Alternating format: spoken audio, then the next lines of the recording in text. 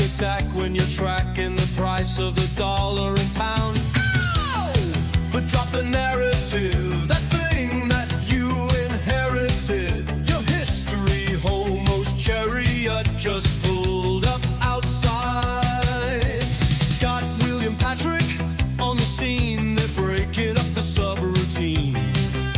Something's crackling in your brain, and K-Ultra make you go insane. Hey, don't you know we're only on the case for a good time, baby? Took a rose pill, now I'm reading these books for a long time, baby.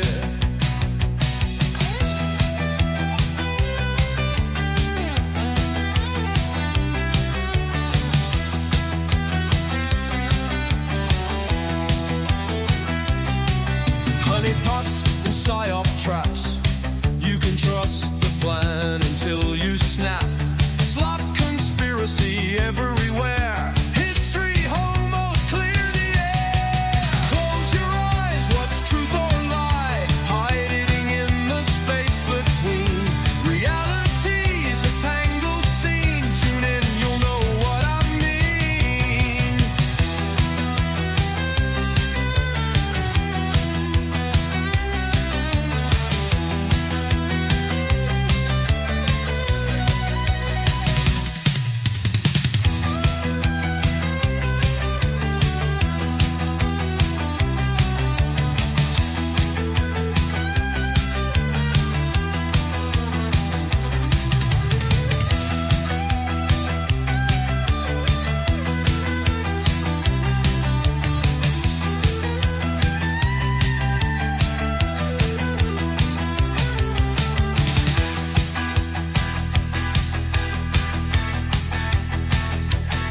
Close your eyes, what's truth or lie? Hiding in the space between. Reality's a tangled scene. Tune in, you'll know what I mean.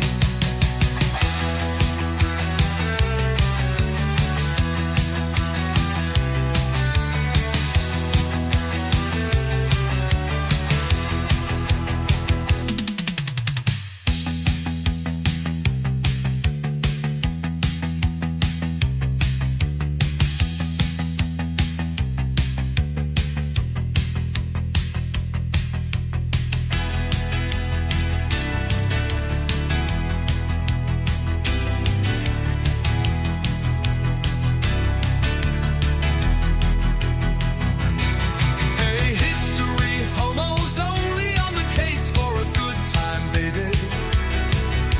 Took a roach pill, now I'm reading these books for a long time, baby.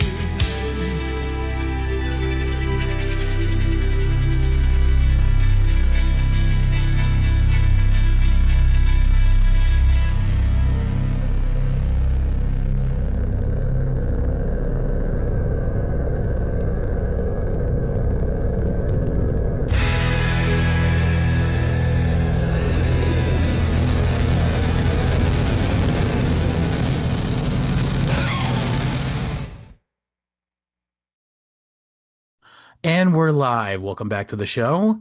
Joining me and William this week is superstar journalist and international man of intrigue, Johnny Vedmore. Welcome back to the show, Johnny. Hello, I am intriguing. So I don't want to dispense with any like pleasantries here, but the past week has been, would you say it's the most dramatic week of your entire life so far? Dramatic or traumatic? That's the question. I don't know which one, but yeah, it's been. I just went through a movie, and I knew what was going to happen when I was going over there. Loads of people said to me, they kept, people kept saying to me, "You're not going, are you? You're not going." And the people will understand what we're talking about and think, "You're not really going." I mean, that's the belly of the beast. Why would you be going to the belly of the beast? And I'm saying to people, I'm an investigative journalist. I'm supposed to investigate. If someone says to me, what do you think of that place? And I give you all opinion, that's one thing. But if I go there and see it with my own eyes, I'm journaling. And what I'm doing is something that's in the tradition of Hunter S. Thompson. It's going out there, gonzo, straight in to the belly of the beast and going to see what they're going to say back in return to me and what will happen. And honestly, it was an adventure, a wild ride that I can't even. I couldn't. I hope you don't end up like Hunter S. Thompson. Well, he's dead, so of course I'm blew going his to end head up off, like if you remember. Yeah. I think he shot himself in the chest, didn't he? Could be. I thought it was his head, but Shot himself. It happens to the best of us. He shot himself in the head twice, actually. Yeah. Well, we're in a really unique position, Johnny, because I have been following your story this week, obviously with White Knuckles. And a lot of people online, you alluded to earlier that your posts that we're going to be discussing have over 1 million views. But we have the unique ability to tell the story in the most full and concise way because William, famously offline, has no idea what the fuck we're talking about at all. Yeah. Awesome. Yeah, I've been extra busy lately as well, so I'm like, Good. literally just got up. I'm glad. I think this was something that I knew was going to be an adventure. So should we just start off? Shall I just tell you the story? So, yeah, please. I'm going to give you the floor now to tell the narrative that the real life journalistic adventure that unfolded this week. Well, for me, I think this story actually started last year about November time when I was sitting in a cafe one day and a beautiful Italian model looking woman who was about 6'7" came up, sat next to me and started chatting me up and stroking me dog. And that's not a euphemism. She was literally stroking me dog. And her name was Rachel. And you said, the name's Vedmore. Johnny Vedmore, isn't it? Wow, that was racist. Hey, you come to the right place for that, mate. I know. Hey, I'm with my people.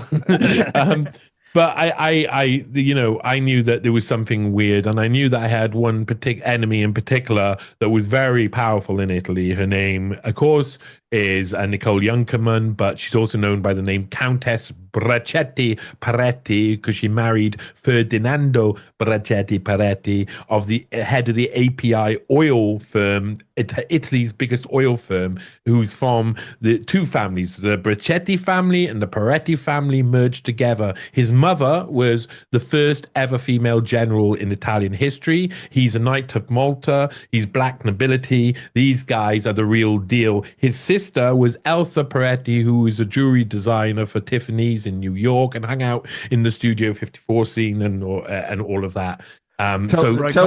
Tell me Italy's in NATO without telling me Italy's in NATO. I was going to do a Hitler salute. Anyway, let's go. Let's go forward. I knew that a 6'7" model wasn't likely. I mean, I may look a little bit dapper or dashing at the moment. Yeah, and you are quite charming, Johnny, I must say. I am quite charming. I just want to put it out there to NATO and its forces that if you want to honey trap me, you're going to have to send something a good deal shorter in stature than 6'7". That's what I think. If they had started off more realistic, well, I think she kept asking me out on a date, and I kept basically avoiding it as much as possible. Because I didn't want, I kind of knew there was something iffy. There was a guy she was with that was there the whole time. Grey hair, she didn't speak to me, looked at me a couple of times.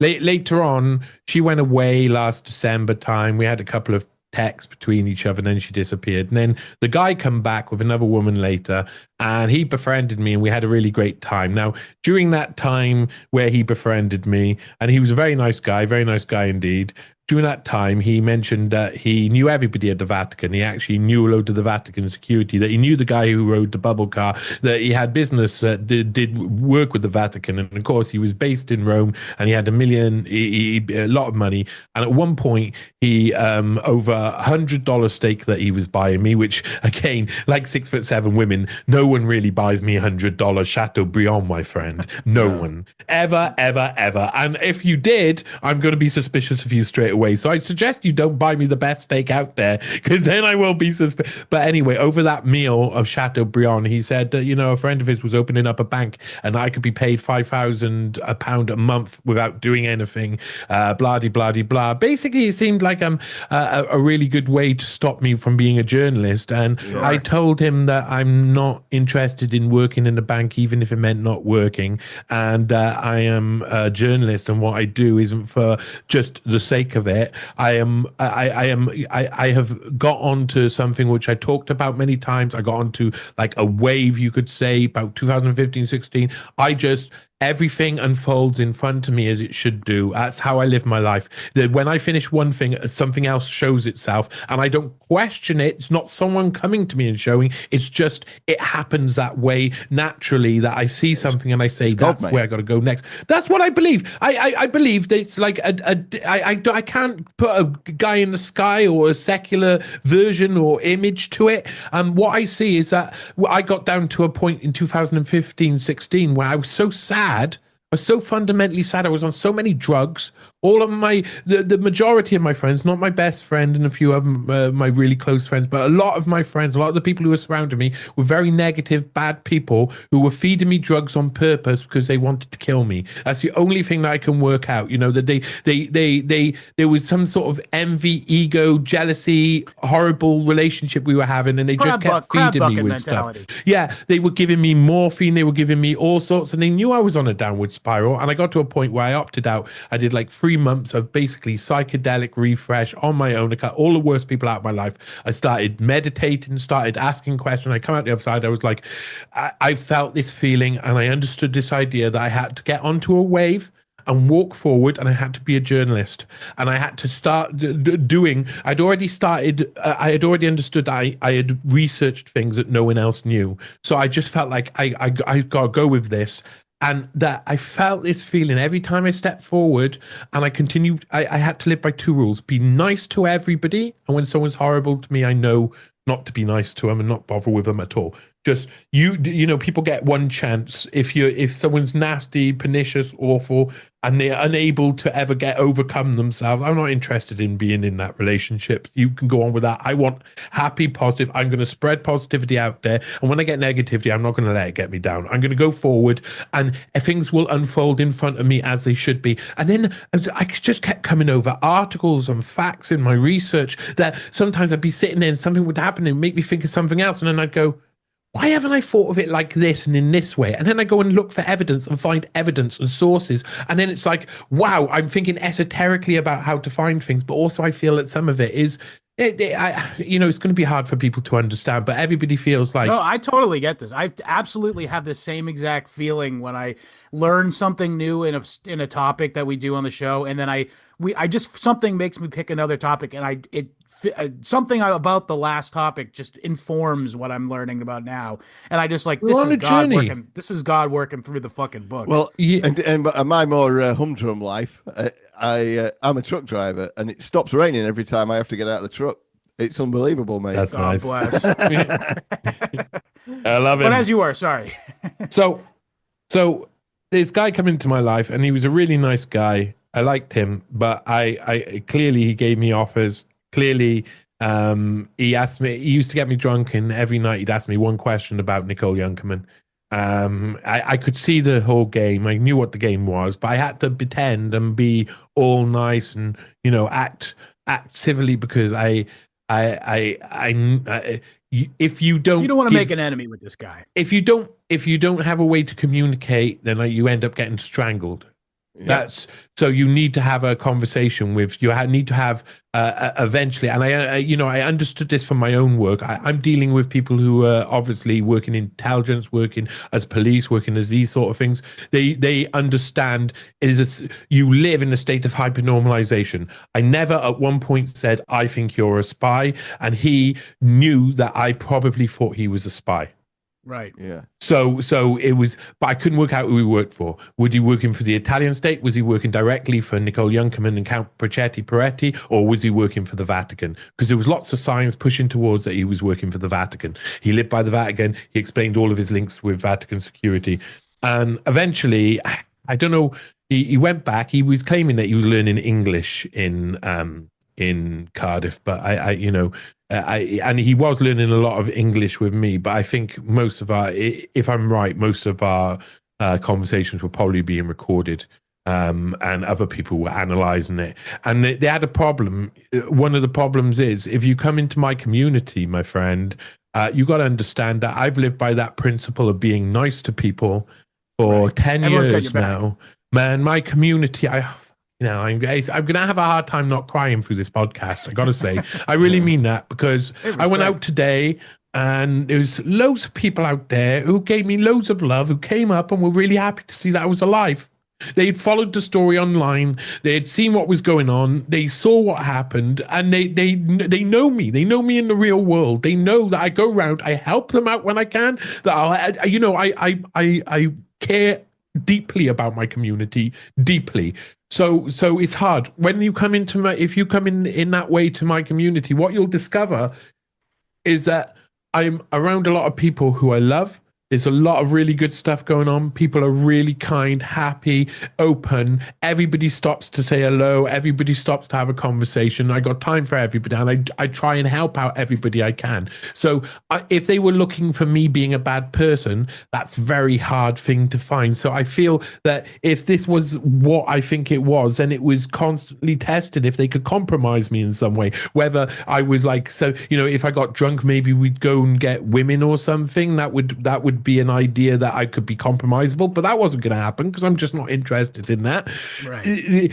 Whether I'm taking drugs all the time, well, I smoke weed, but that's really not the biggest sin anymore. But I think that comes up in what happened recently. So anyway, at some point about August time, that guy disappeared. He went back. We had a little bit of communication by WhatsApp, and then after I said one last thing to him.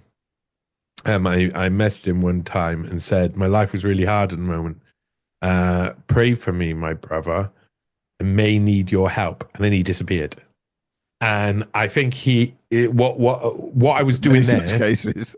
What I was doing there. As soon as you say I need help, they just disappear off the map. But what I was doing there was basically saying I'm at the lowest of the low and my life's about to fall apart.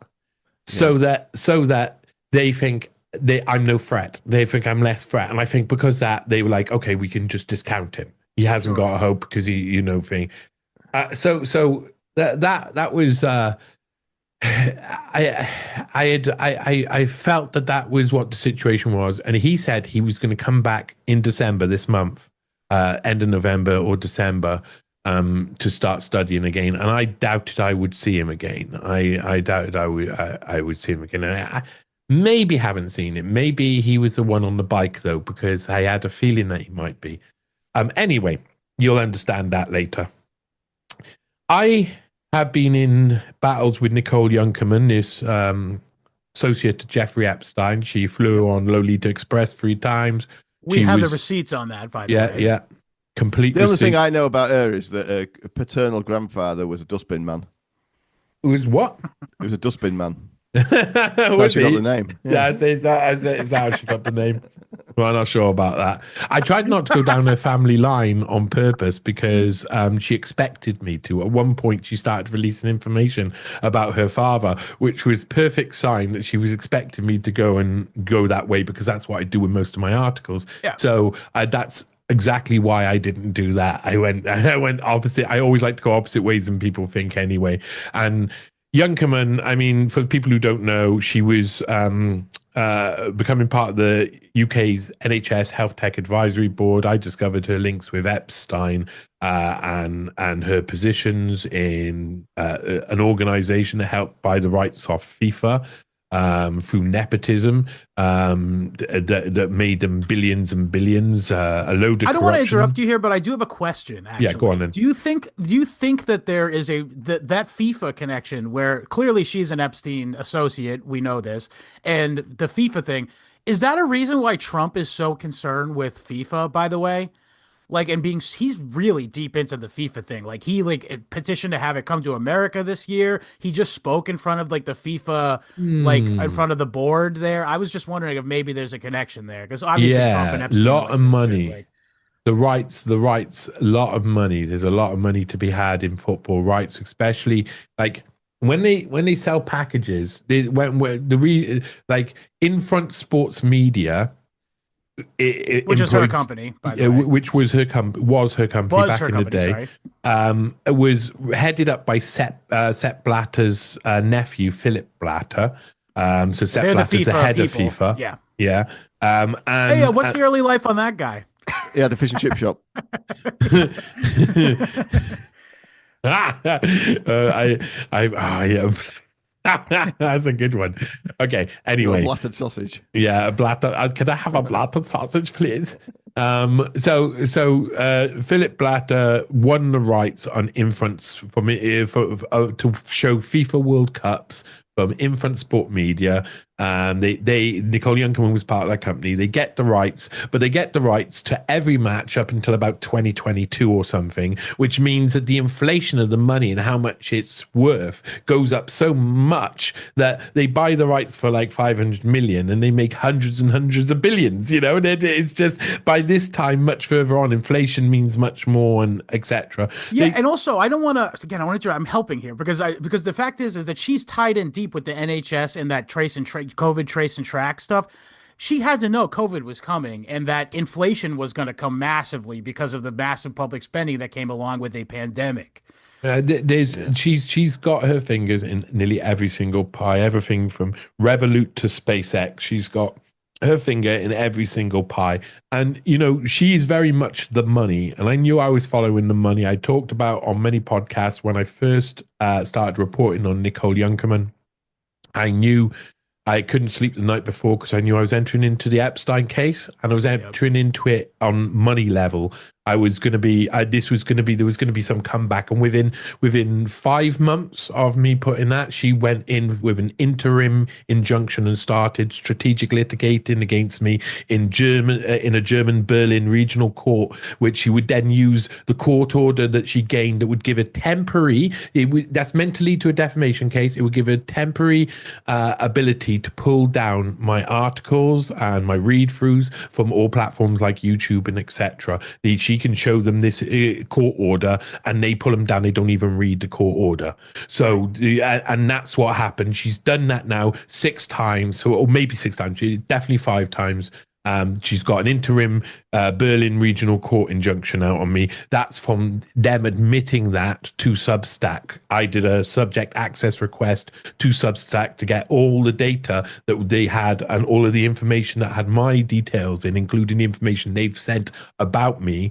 And Substack showed me what they were saying, and what they were saying was that they deny that she ever caught the Lolita Express, even though she's on the manifest. They deny that she was ever in business with Ehud Barak or Pinterest Bucharest, even though she was on the board of directors and she's down there on everything from Crunchbase to everything. They deny complete reality. It is just her legal advisor is now a guy who previously, last year and before, had been the main legal advisor to Jacob Rothschild. These are the big fish. And in 2019, I started shooting bullets at her with revealing her links to Epstein. And the next month, I had managed to get a source I was trying to work out where she had gone. She had flown from Paris to Birmingham airport with Epstein alone, which was really rare for him to travel without his entourage. 2002, right? Yeah. And then back again, August to September 2nd, over 3 days. And I wanted to know where she had gone. I found a source. I got a lot of information. I was able to verify loads of the information, and it was really an interesting story. They'd gone to Abigail Wexner's house. It had been originally bought in a place called Foxcote House. It was owned by Abigail Wexner. Originally, I've actually done a load of research. I got an article coming out on that fairly soon, because I actually did a load of research at the time of when the Wexners buy that property in the late 90s. They come along and they buy this property, and they want to build a helipad, and the whole fucking village rises up. They're fucking pissed off with the Wexners being in town, and etc. Wow. And she met with Epstein, another woman, and two sitting U.S. senators, and it was 2 days before the anniversary of September 11th, right? No, 2 days before the new Senate opening had started, right. And the Amber Alert bill was going to be passed by Hillary Clinton about child trafficking. Of course, you can imagine all of these different things anyway. And a month before the Iraq War, the vote to go to Iraq. How is this going to affect us, this Amber Alert bill? Yeah. Yeah, most definitely. How's this going to affect our bottom line?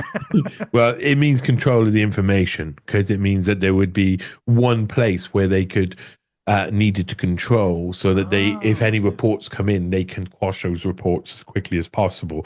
You know, the things they set up like that. That's what I would think they're used for, if at the same time they're trafficking children, because we know that the Clintons were very close to this child trafficker who was at the time was doing this. And just real quick, the Amber Alert, I hear them all the time, by the way.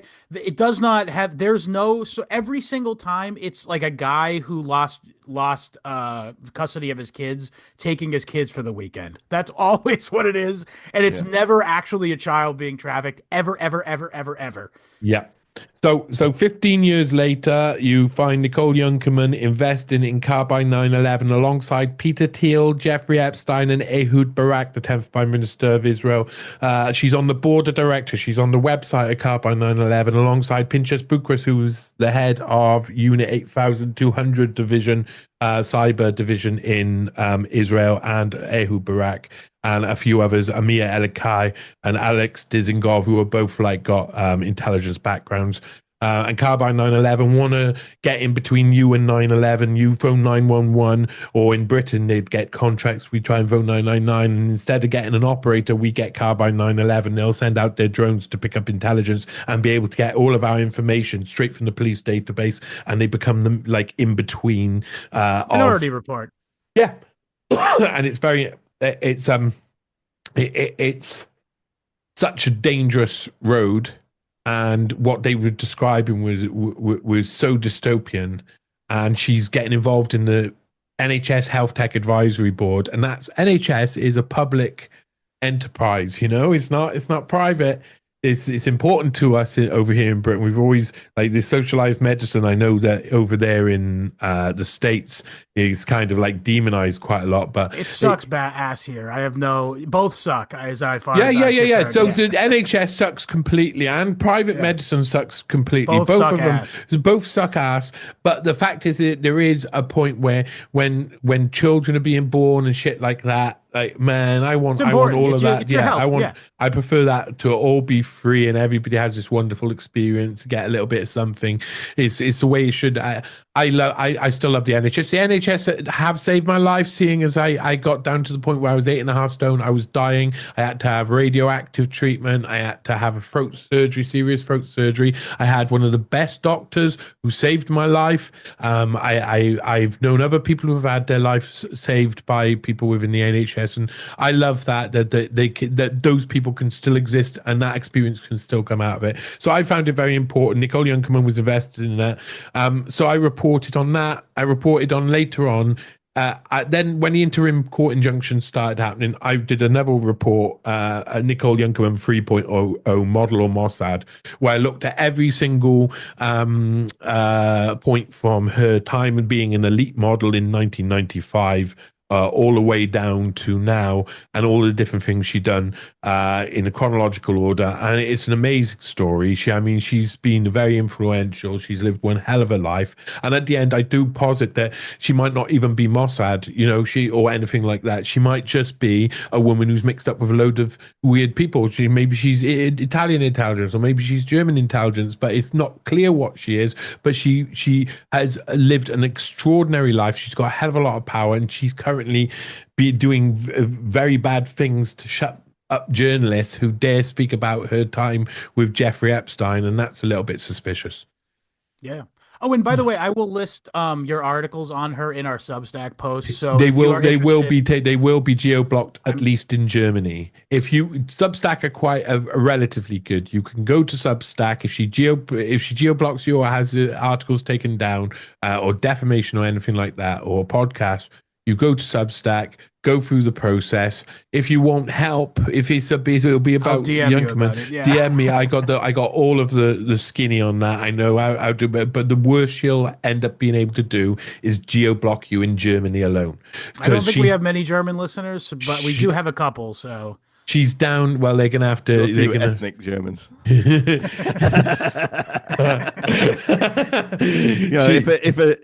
If a dog is born in a stable, is it a horse? true. well, it depends if you can ride it. Yeah. That's all I'm saying. Right. Great Okay. Dane, maybe. But yeah, but just for the record, for the listeners though, I'm gonna have the links to Johnny's Junkerman articles in the Substack post specifically. And So don't be surprised great if you work, by the way. yeah, don't be surprised if you find out there's 404s over it when you get there, and the sites Very have pulled possible. it down. Man, it's just the way it is. So recently I've really started calculating. It's around 30 plus different counts of serious censorship against my work over 6 years. 5 interim court orders, each of them supposed to lead to an actual defamation case. None have, because it's called strategic litigation against public participation. Slap. They find a journalist, and what they do is they shut them up by doing things like that. They go to a website, they show them some court order that doesn't actually cover the thing they want to do. The website automatically takes it down because the legal teams automatically do that. And then people like me try and respond, and there's no actual mechanism for response to the platform. So I can't go to say, hey, my video's taken down for defamation. There's no way for me to do that out of all of the things. And if you do, you get into an AI loop with something that doesn't tell you anything, and you have to tackle everything in the real world through lawyers with these companies, and they are horrible, terrible, evil.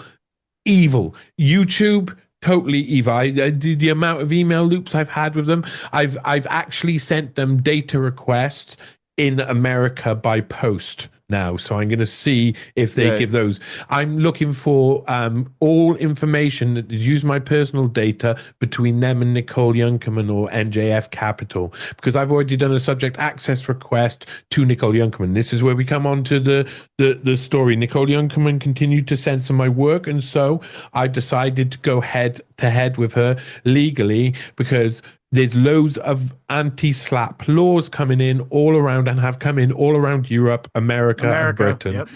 And it's really important. Germany's having it now. Once they're finished, then I'm taking action in Germany. She's not going to like that. And what it'll do is it'll stop her using strategic litigation, and it'll allow me to be able to sue her for all the damage she's done to my life for 6 years, which is seemingly included what is happening to me in other ways in the real world. So, once you have people hanging around with you, and it seemed paid to hang around with you for months and months and months, these people are spending a lot of money. Money means nothing to these people. So they're trying to get me. I feel that the main theme is they're trying to get me to report on either everything else but her, or just cut her out completely.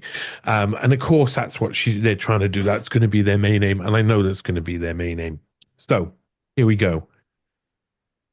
Recently, I decided to go against her, so I worked out how to do it, and I worked out how to document it as well and publish them as articles. Every time I go after her, I show people how I'm going after her in a way that is legal, that is proper, that is the way you're meant to, so that it advises other people who are in the same trouble or come across the same problem, that they know how to get over censorship, they know who to apply to, what to say, what laws are covered, what you're protected by in loads of different countries. And I've started doing that, and they obviously got spooked.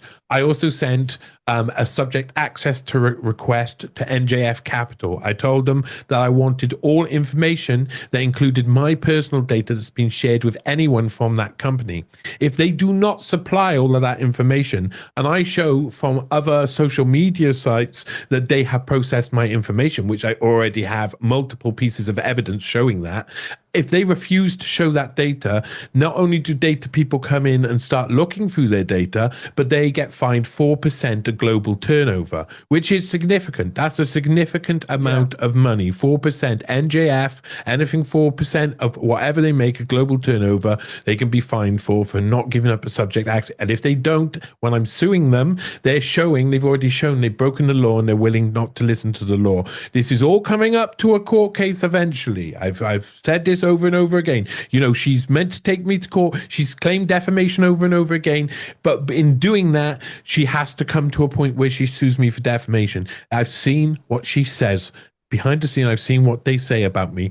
The Substack information I got showed me all of their complaints, and the vast majority were lies. The DMCA takedown, the Digital Millennium Copyright Act takedown on all of the articles, saying that I used pictures within their article. None of those pictures were in any of the articles apart from one which was a different picture, but it doesn't matter. It's fair use because it's transformative. You're reporting on something. Yeah. It makes people understand, it's not just a picture of a woman and you're making money off the picture of a woman. You're explaining in an article a point, and that transforms a picture into being about the point that you're making. Standard fair use. Yes, standard fair use. But in these interactions, her people refused to recognize me as a journalist. So for them, I'm a conspiracy theorist who's stalking Mrs. Younkerman. Now, if it goes to a judge will say, that's wrong. Straight away, so she set herself up for a fail. In actual fact, and I said this to some people in Rome directly, that if Younkerman at the start in 2019 had said, I was in business with Jeffrey Epstein and I was wrong to be in business with Jeffrey Epstein, I'm very sorry about that, she would have won this war game. Yeah, she would have won straight away because everybody would have said, she apologized about it. Yeah. 6 years later, instead, she's tried her best to do all of this, and it's only going to make her look bad because what she's doing is she's playing a war game. Yeah. And I used to play war games with my dad when I was a kid against his war gaming mates. And one thing I remember when I was young, I was always amazed at, I'd play a war game a little bit different. I'd risk more because I'm a kid. And sometimes I'd win on like the second move. I'd be playing Axis and Allies or something against three other war gamers on one side. And I would win the game nearly straight away. And I'm like 9-10 years old. And these guys would still play for 5 to 6 hours, knowing that they've lost, to avoid having to admit that they've lost. So they would still play. So I would know I won. They would know they won, that I've won, and they would still play all of the way through. And I remember thinking when I was young and not understanding why adults just couldn't let it go and say, "Okay, yeah." But, I mean, I will say your faith in legal process is somewhat touching because, like, yeah. No. But I'm not doing just one thing. Yeah, I'm doing a load of things on a range of countries. And this means that if I do 10 reasonably, suitably costing I take strategies legally, one of them is going to work out in one place. And that's all that needs to happen. But there's certain things. There's like, for instance, in the copyright in America, the CCP, when you go to them, so CCP is funny. When you go to the CCP, it costs you about $100 to put in a complaint about an accusation of Digital Millennium Copyright Act violation. And I get to go to them and say, she's made all of these claims, blah, blah, blah, blah, blah. I want to take a case against her. It'll cost me about $100, and it will mean I can enter in discovery for things that can be found. As a journalist, that's the whole game right there. Even though all of this stuff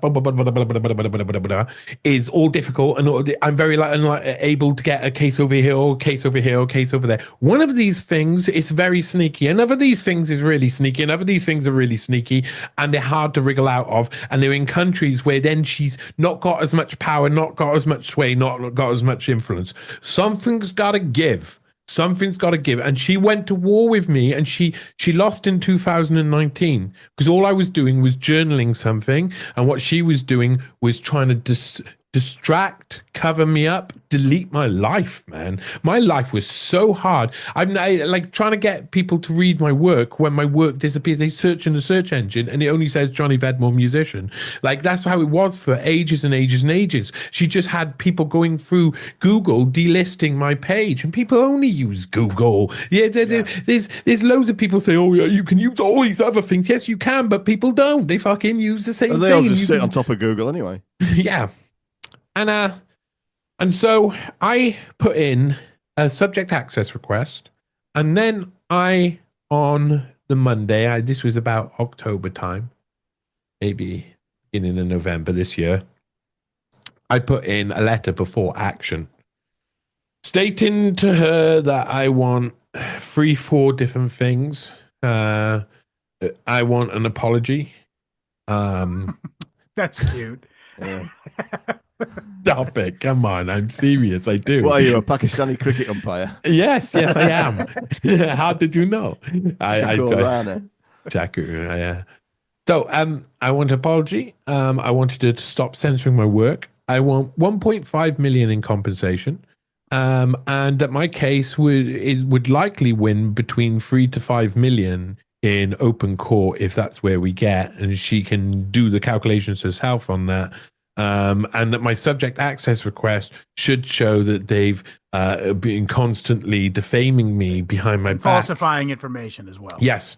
So it's an end now. I want it to end. That's what. So I put in a letter before action on the Monday. On the Friday, I got contacted by the Vatican. Now, I will just make a note, She is married to Count Ferdinando Bracetti Peretti, head of the API oil firm, the biggest oil firm in Italy.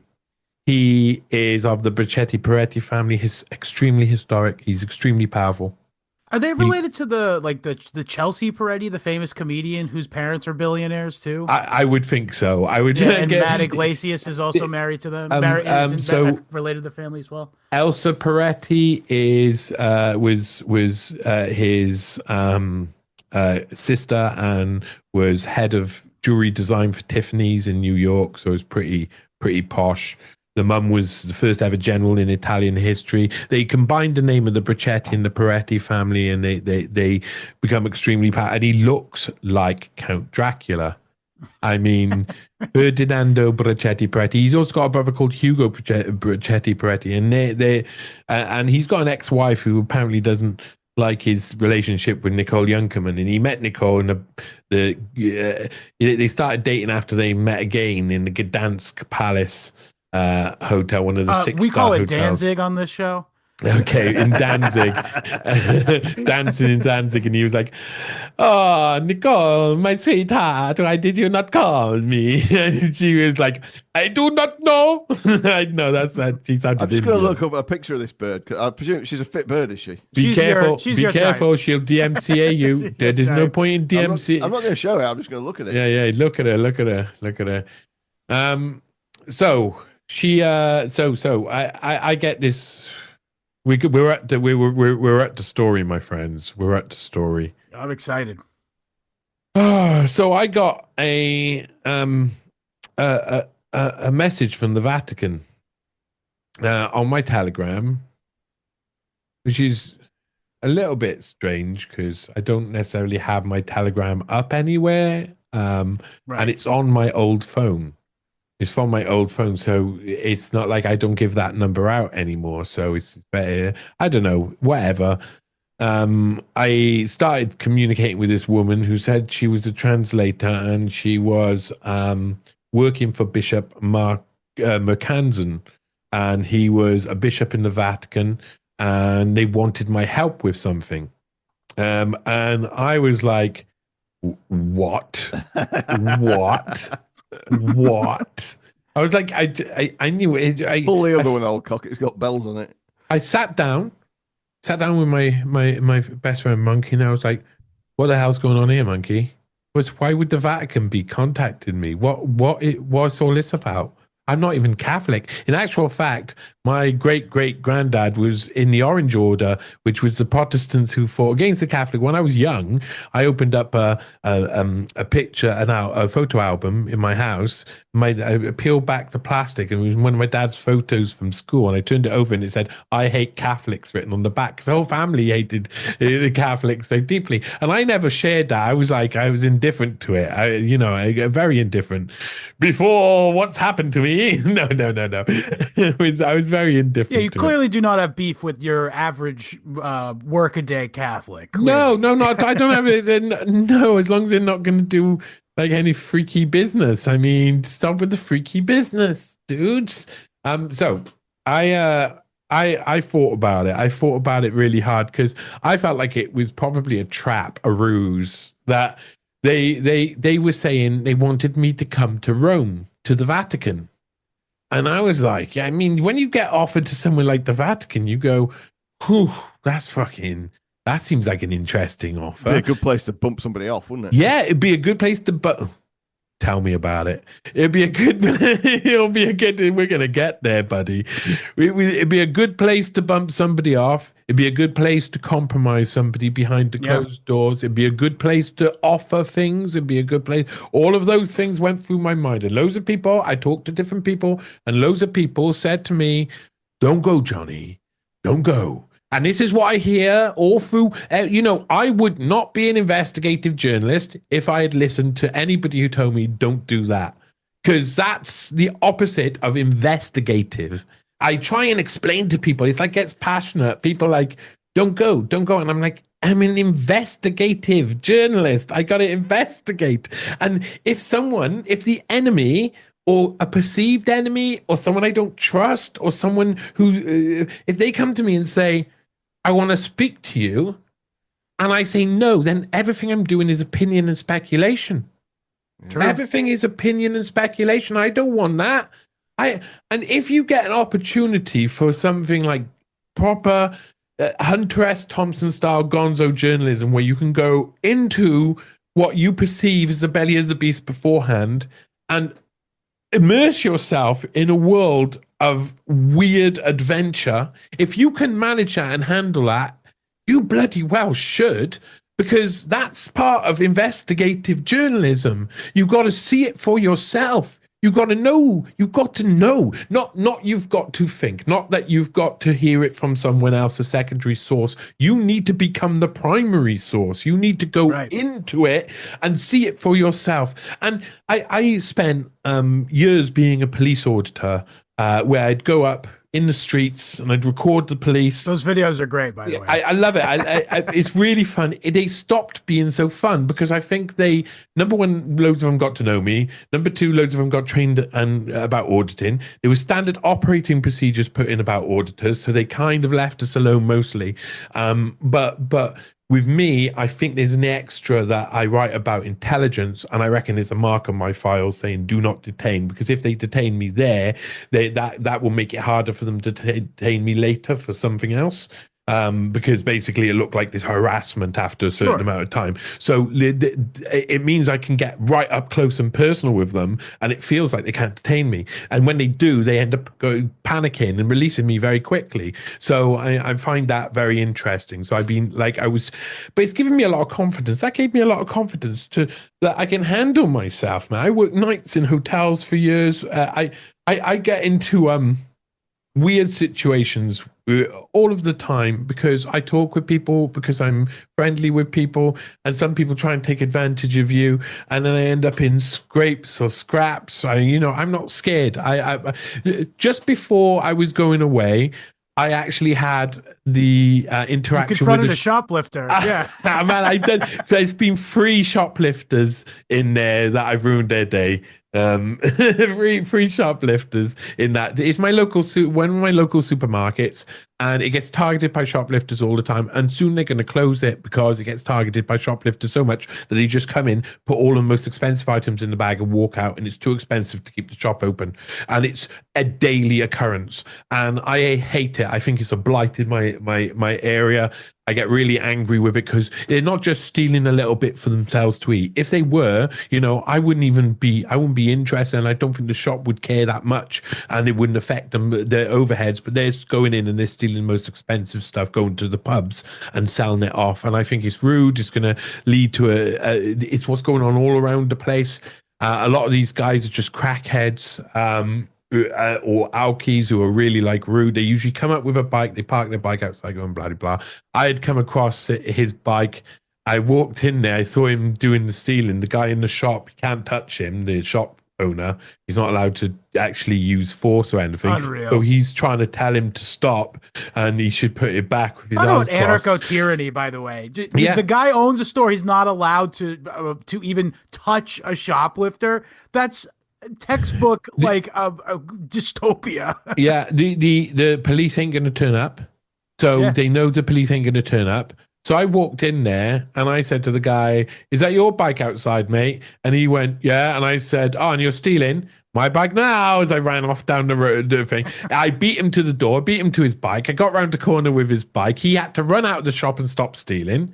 He came up to me and he grabbed a tin and he pulled up in the air to try and hit me. He started walking towards me, and then that's assault. So that's a point where I was able to kick him twice, throw him into the walls of St. Joseph, throw the bike onto him, kick him again, and tell him to fuck off down the street. And he did. And then when I saw police just after and explained what I did, and they said, "No, that's fine. You're well within your rights to do all of that. Well done." And we're happy that people are actually taking some sort of action. And I was like, "Oh, what a nice policeman." And I skipped off down the road to bloody Rome. They had booked the bicycle, the Roman road. Crackheads love their bicycles, right? It's the one thing. Yeah. You went right to the heart there. Do you know, I thought of the best thing, though. I realized what I should have done is got on the bike and recorded him chasing me down the street, and just cycle just enough that he's like fucking and I reckon that's what I'm gonna do next time. Yeah. So but anyway. I was moored up in my little boat in Lincoln Marina, and you can get there in a big gin palace from York in a day, right? And they do. It's one of the places they go. And it's like evening time, and this great big fancy gin palace comes in under the bridge. There's this crackhead walking over the bridge, and he said one of the funniest things I've ever heard anybody say. He's just raging and ranting at this gin palace that's coming up. It was in York that morning, so it can't have had an argument with him. And he goes, the only thing I can remember him saying was, "Hey mate, your boat's fucking shit." And anyway, he came down, and they're tied up next to me in this big fucking boat, and this crackhead comes down off the bridge, parks his bike up, and starts acting like it. They couldn't tie it up because he was like miming, getting ready to tear their throats out as soon as they came ashore. They never said anything to him. Anyway, the marina manager lady comes out and just did exactly what you did. She goes, "It's your bike?" And he's like, "Oh, what?" It's a whole distraction. And she totally diffused. And she wouldn't give him it back either. Yeah. It was hilarious. The way to tackle people is directly. Sometimes it's by using their own ability. They have this idea of how things are going to work, and things don't work in the real world like that. So with that guy, as soon as he had done one thing, it led to a load of other things. And the guy was easy to lift up. People who do all of that and stuff don't work out after themselves. So anyway, the point is, I don't mind looking after myself. Getting so the into idea, you get into the shit with stuff. I'm happy. I'm from South Wales. In South Wales, we do a lot of fighting when we're young, and we learn a lot very early on, and we get ripped off all of the time by people who we trust and all of that, and we learn a lot of lessons, but we also love a lot, and we enjoy life, and we don't get it down. Don't let us get us down. So I was like, I got to do this. I got to go. Investigative journalism. I'm being asked by the bloody Vatican to come across what is going on. So, okay. Me and this lady, Anna, arrange everything. This is the woman who invited you, or was sort of she's working on behalf of Bishop Mercanzin, who I'm going to meet later on in the rooftop gardens, rooftop not ominous restaurant. Or anything. Man, so I'll send you a video of the rooftop gardens so you can put it in the show if you want. I went there in Wakefield. You mean? No, in Rome. In Rome, my friend. This place, £10 for a ginger beer. It was £3.50 for the same ginger beer around the corner. Well, I say £3, it was euros, whatever. but it's basically the same thing. Yeah. So No, actually, not to be a pedantic here, but euros are way less valuable than pounds. yeah. Yeah, I but it's know. only like it's all made up. It's all fake money anyway, isn't it? Well, yes, but just saying. So I realized I'm going to Italy, and I got to be honest, I'm not a rich man. So one of the things which was the problem is that all I had monetarily when I left for Italy was 150 quid in my bank account that became about 110, sorry, when I got to the airport and realized that they hadn't checked me in. And so I had to pay a £45 charge to fucking Wizz Air to do late check-in. And That's a bit of a diss sending you by Wizz Air. They should have been Alitalia in you. Yeah. Well, they were originally they were saying it was going to be British Airways, and then suddenly they changed it at the last minute because, to be honest, I wouldn't have been able to make any of the actual. Is that like the Spirit Airlines of the UK, Wizz Air? Yeah. It's No, of Italy. Bulgarian or Of something. Italy. It's Wizz Air. Wizz Air is Gotcha, Italy. gotcha. I thought it was Bulgaria. Okay, maybe it is Bulgaria, but Bulgaria is next to Italy, so they're Yeah. basically the same thing. No, it's not. You just pissed off really two special. demographics, by the way. Yeah, sorry, man. Yeah, but Bulgarians, though, like I get Bulgarians. No, I'm joking. I love all Bulgarians. Uncle Bulgaria was my favorite one. But Okay, now that is racist. Come on.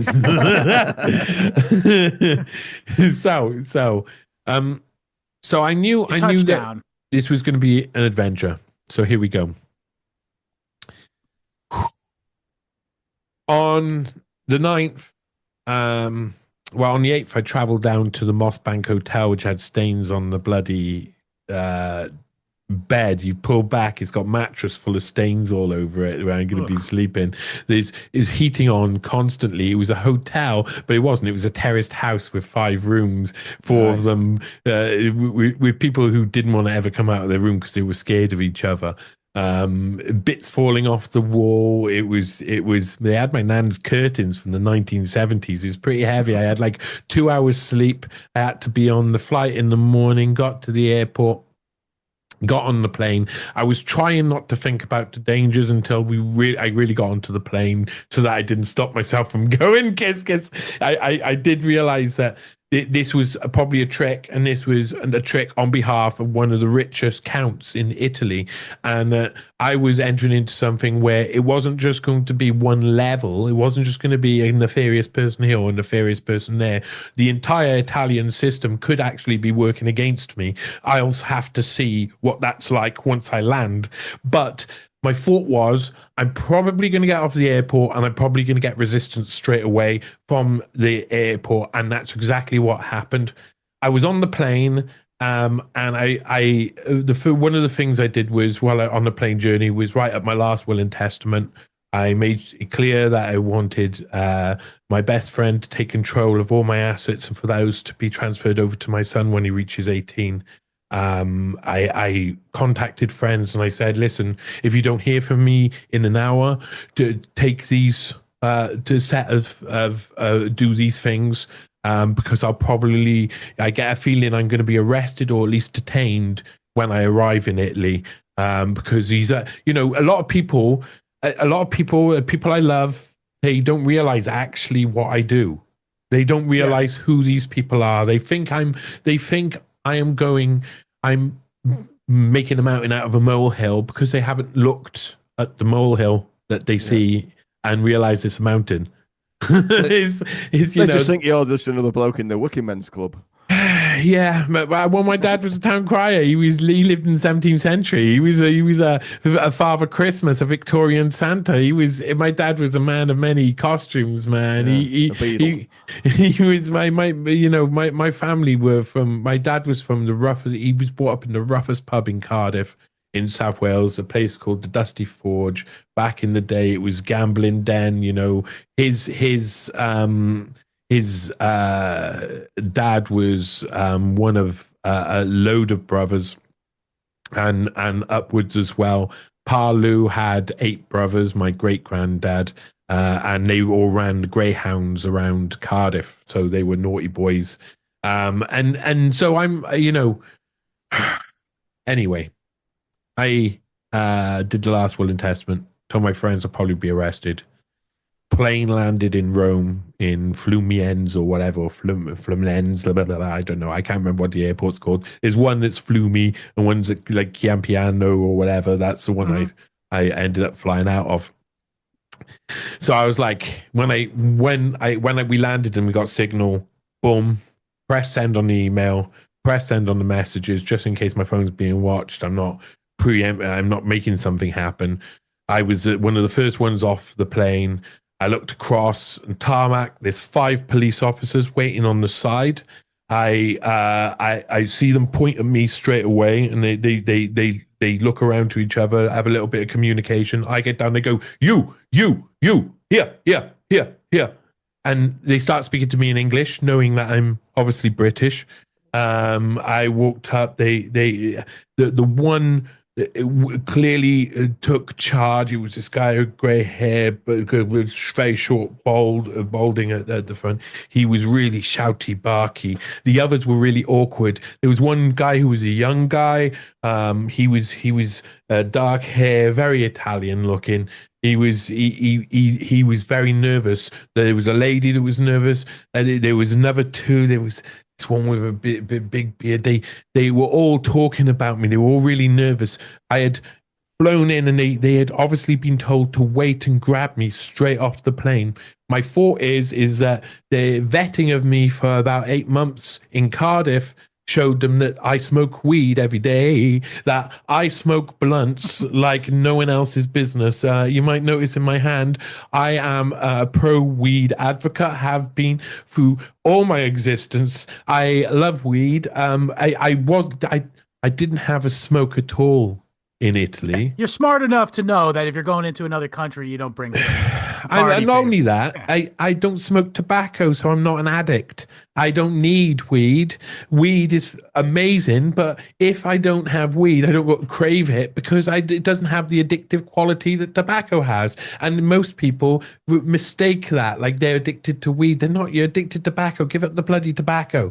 You'll be able to be fine. So I wasn't going to bring weed with me. I wasn't going to do anything like that. But I was, at this point, they've grabbed me off the plane. We're going through the airport. There's 5 police around me. It's like a bit of a walk of shame. Everybody who's been on the plane with me, all the people I've spoken to are watching me being taken to the baggage claim so I can get my bag.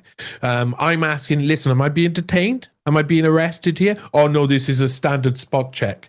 I'm like, that's bullshit, man. That's bullshit. That's a standard spot check. I fly, like, I got a kid in Chile. Me and Whitney Webb, we used to go out, and I got a kid in Chile, and I had to go backwards and forwards. And I tell you, when you got no money, you're catching 3 or 4 flights around the place, right, and you have to go through spot checks all the time. And what spot checks? I had them in Colombia. I've had them in different places.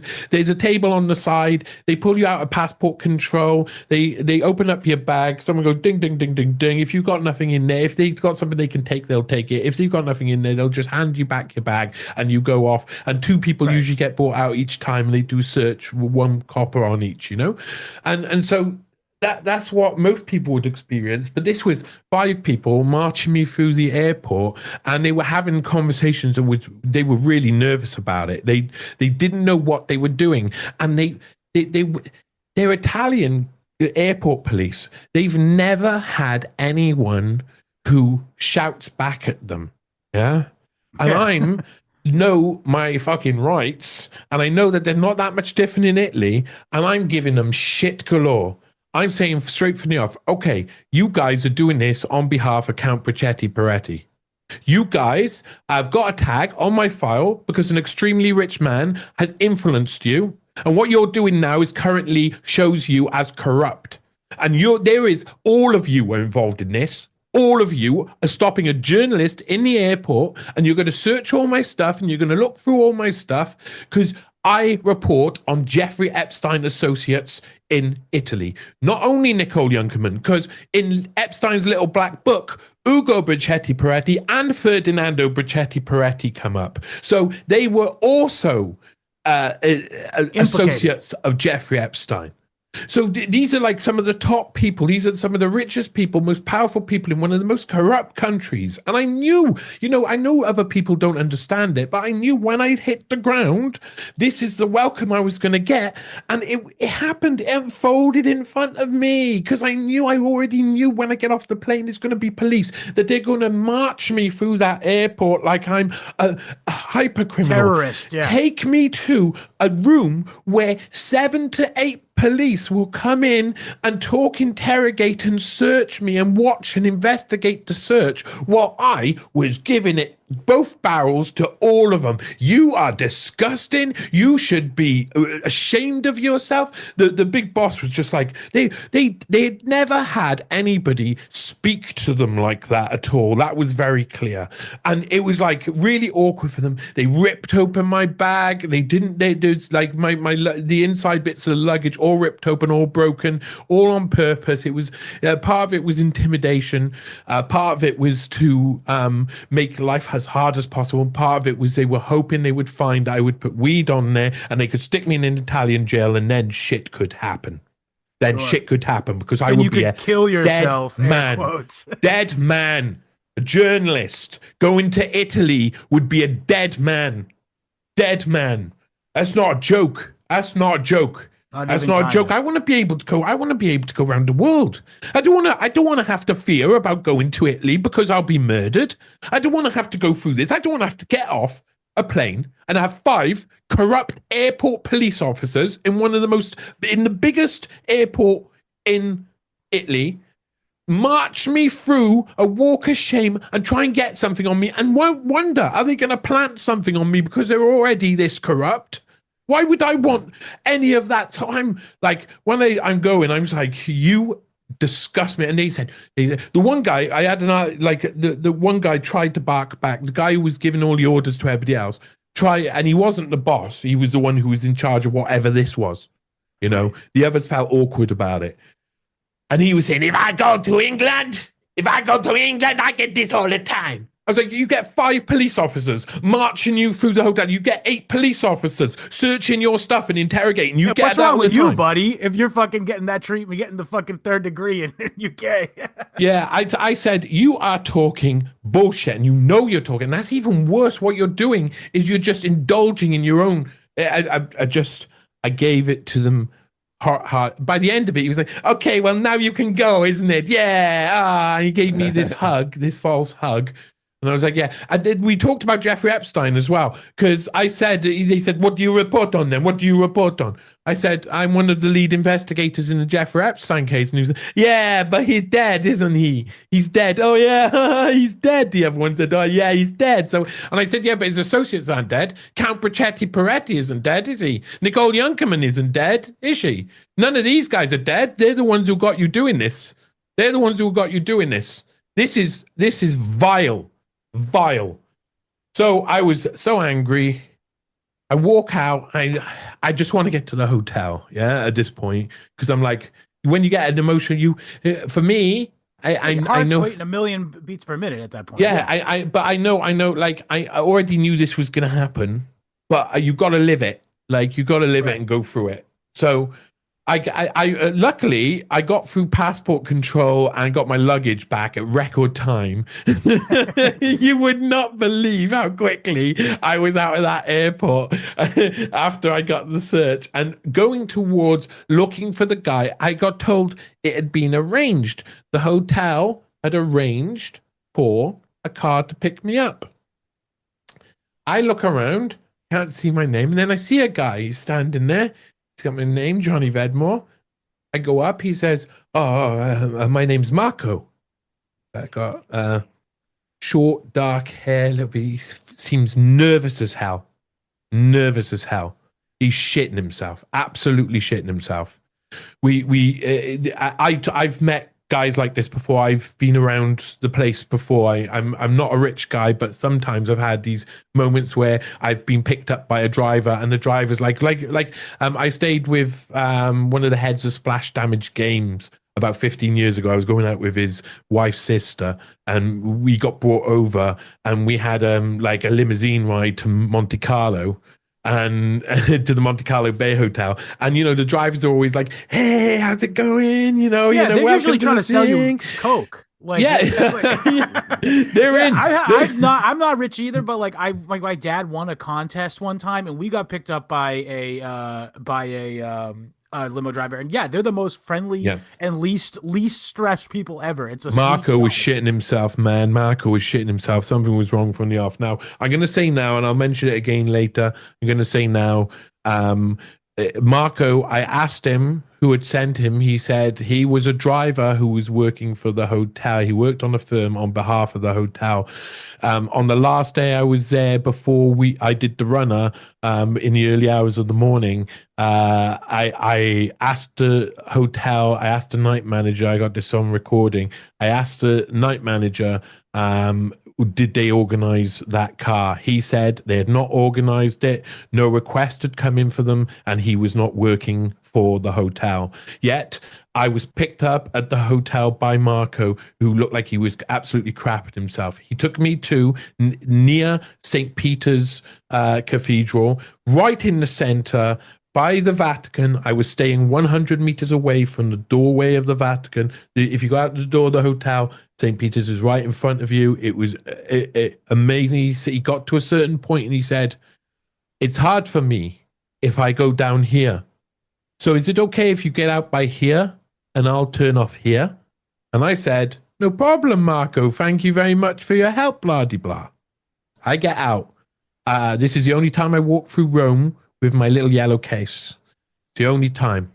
As I'm walking to the door, what I don't know is someone on the side is waiting to take a picture of me. I will pull that up right now, presently. Yeah. Go on, though. So, wow. I get to the hotel, which is 100 yards away, and I go into the hotel. It's a Sessi Palace. Who's this Palazzo. guy? Right. Who's this guy? Yeah, I know. Right. I'm looking directly in. Welcome to Europe. There's also a guy right at the back by where the big archway is, just standing there. The hat guy. The problem is once we're right on the base of the Vatican here. We're right within the doorway of St. Peter's. St. Peter's is just where I'm looking is 100 meters away. It's there, massive, where the audience of the Pope is, with all of the pillars, with all of the statues around it. It's a magnificent place. But 4,000 Vatican employees, many of them security, many of them just mull around. There's a lot of mulling. I'll just say that. I get to the hotel, I go up, I have a shower. I get called by the Vatican's people, and they ask me to come and meet Anna and Giorgio. And they meet me down in the hotel lobby.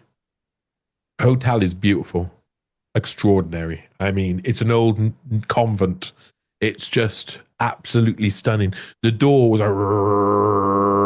opened up like automatic. It was about like 20 foot tall and stuff. It's like that's because people used to be taller back when the Tartarian Empire. There's statues. There's 2 living entire massive trees in the courtyard, in this internal kind of courtyard. It's such a beautiful place, really beautiful place. I got a very small single room, but it's very, very nice. It's right in the heart of it.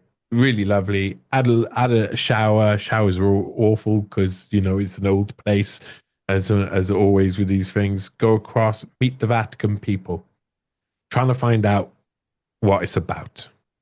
Now, at this point, I will tell you that I am going to publish the whole story eventually. I'm gonna have to, but I'm gonna say parts of this.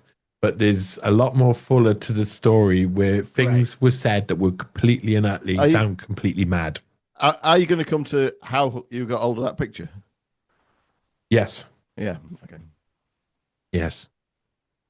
So, I met with the Vatican people, they said one of the ideas is that they were looking for investigative journalists to write a book, and there was a fight between good and evil in the Vatican, and blah de blah de blah de blah. And they needed their help, and they were asking a few journalists, not just me, few journalists, and would I be interested in helping? And that's after telling me some stuff which was pretty severe, pretty out there. They also talked about maybe if I'd like to go and see an exorcism while I was in it was they said just over here in the church by here, our friend so and so does exorcisms every day, and there's people who go there to have their demons exercised, and they were very keen for me to be looking at those type of things. Anyway, I met them. They wanted to talk about a book and about how I could help them, and the book would focus on tech companies, we can say.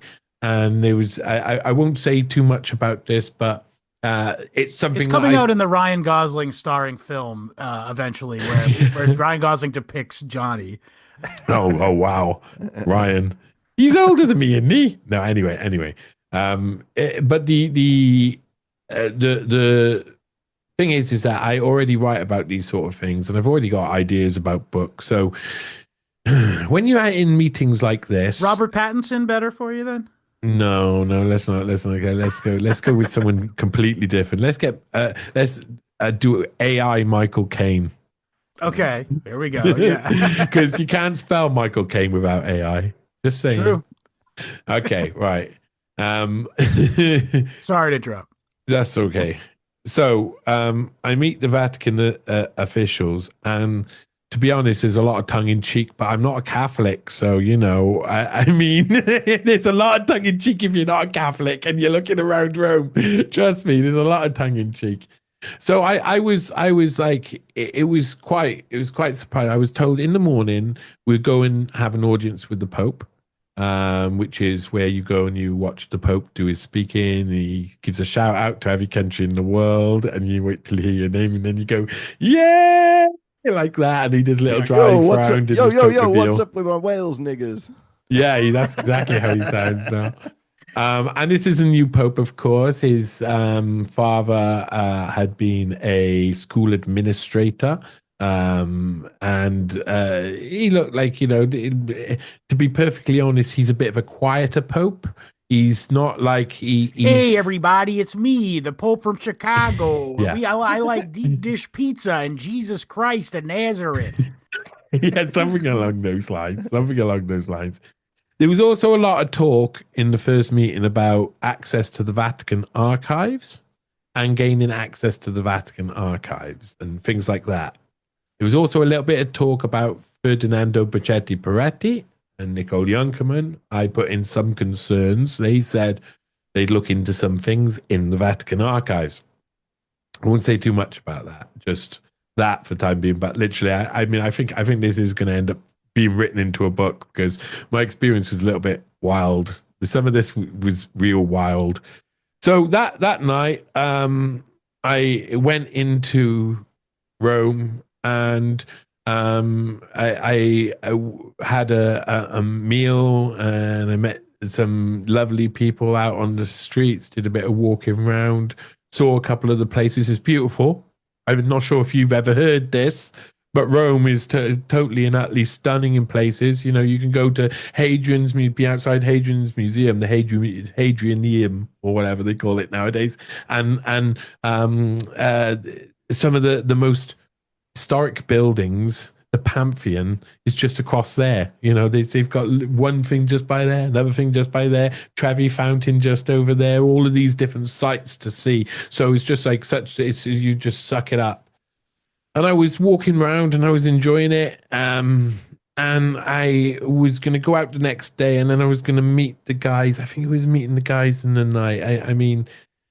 We were going out to the audience. So me and Anna waited outside near St. Peter's about 9 o'clock, 8:39 in the morning. We were waiting for some people who were also going with her, an old guy and some other guy. We had a coffee. We walk slowly in. There's lots of brides and stuff who sit up on stage when the Pope speaks, and there's a load of different people. And of course, it's the most visited place in the world. So you can imagine it's just constantly streams of people. So really, really busy. But we kind of sneaking in through all of the back doors in a sense. I've got access with these guys. Yeah, I'm hooked up. Yeah. So we went and we watched the Pope walk. Like I've been like 5-10 meters away from the Pope there. He's doing his little drive Jesus by. Christ and the Bears. He's going. Your mic cut out. Oh, really? Yeah, now I can hear you. Yeah, that was just too Zoom. Funny. That is what they do to me. We're like in Wayne's World where they go backstage at the Alice Cooper concert like that with you. Yeah. You pass on your landline. Yeah. No. And then I did have a nice weird, scarf I'm not on. worthy. No, I gotta get in there. My children are in there. A lot of people's children are in there. I was. A lot of people's children might be in there, yeah.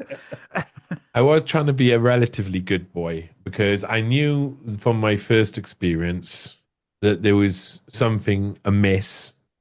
And, there was other things that happened that made me realize I got to be careful. Something's wrong. And it got darker and darker as it went. So the second day, I have this we go for this audience with the Pope thing. We go round and she says, me and Anna go to the audience with the Pope. And then Anna says, hey, you go off for the day, do whatever you want. I needed to get a new pair of shoes somewhere. And it was going to be hard to find a new pair of shoes in Rome because they've all got small feet. And I got size 14 in America, 13 in the UK. 13 and a half really is my shoe size. 49 in French sizes. They had, I went into a French shoe shop once and the woman, attends, she went upstairs, she brought all the staff down and they all laughed at my feet. They just stood there and laughed because it was These so feet do ridiculous. not stink. What is the matter with them? What is They the do matter not with this smell monkey like feet? cheese. Yeah. This is fromage. This These is have been- outrage. These feet have been washed. So I just went around Rome a bit again, took in the sights, went seen a little this and that, and then we were meeting up in the night again, and I was going to meet Bishop Mercanzin, and so we were going to a place called Ginny's, which is in I think it's pronounced Guineas. It is Italy after all. Oh, look at you. Look at you. You clever boy. Well, I had to have a nap because I'd only been having 1 or 2 hours. It's really loud trying to sleep in the center of the Vatican, sort of like it's like they're washing the streets every night and they're doing all a load of things. There's just loads of random noises going. And of course, I'm not really like food wise, I eat anything, my stomach's bad as soon as I go away until I come back home. I'm always like that. I've always been like that. So I think that's a British thing. Yeah, maybe. It stops me having a dump. Yeah, same here. I get the runs, one of the two. I a dicky stomach. That's what I'll get, mate. A dicky stomach. So I had we went to Ginny. I went to Ginny's. I was a little bit late, and I turned up and I met Bishop Mercanzin outside. He was there with Giorgio and Anna. So we met for the first time. I'd only met him previously via Zoom call, when they originally told me, and we met. He seems not standoffish, but he seemed like I don't know. In Italy. It was one of the things that in Italy, everybody gives each other the double kiss, yeah? Yeah. So I would not like that for the record. I meet Giorgio, and there's no double kiss. Anna, no double kiss. And I go in for the double kiss with Mercanzin, and it wasn't a proper one. It wasn't a proper one, man. He didn't use his tongue at all. No. That's disrespectful. Sorry, Bishop. He didn't. He wasn't into it though. Like it was a weird vibe. You're saying he had his little beanie on, his glasses, his scarf up quite high. He felt like he was undercover. We went up to the Ginny's had a private function going on. I'd be in Ginny's the next day anyway. After what happened. But I went up to the rooftop gardens with him. We went up to the rooftop gardens, which is just a couple of doors down from Ginny's, and it was gorgeous. I mean, totally expensive, but really gorgeous. Up on the roof of the you see all over Rome, just beautiful. It was all lit up in the night, and we had a conversation. And The sort of place where when it gets to you around, you say, "I fancy going to Weatherspoons." yeah, well, they see, no, I don't. I never fancy going to Weatherspoon. I like going to Weatherspoons when it's my round. That's why I say to Weatherspoons. So so they talked about a lot of things. For the They said- Americans, Weatherspoons is like the TGI Fridays of the UK essentially. Oh, we got TGI Fridays. That's not fair. Weatherspoons is like the Weatherspoons of the UK. fair. But I'm just trying to think of an American analogy. It's the cheap. Like, It's the They cheapest don't let pub dogs every in. town. They can go fuck themselves. They don't Yeah. let dogs in. I'm not interested, mate. I'm not Agreed. interested. She's off the lead. But She you know only goes why? to places That- where I'm To allowed be to fair, go. I know why they don't let dogs in because they'd all be pit bulls. yeah, true. What are you got against pit bulls? You bastard. Okay, anyway. Yeah. So, go up. We have these conversations. We have a few conversations. Some wild things are said. Things I again, I'm going to wait to discuss in full. And we have a load of conversations.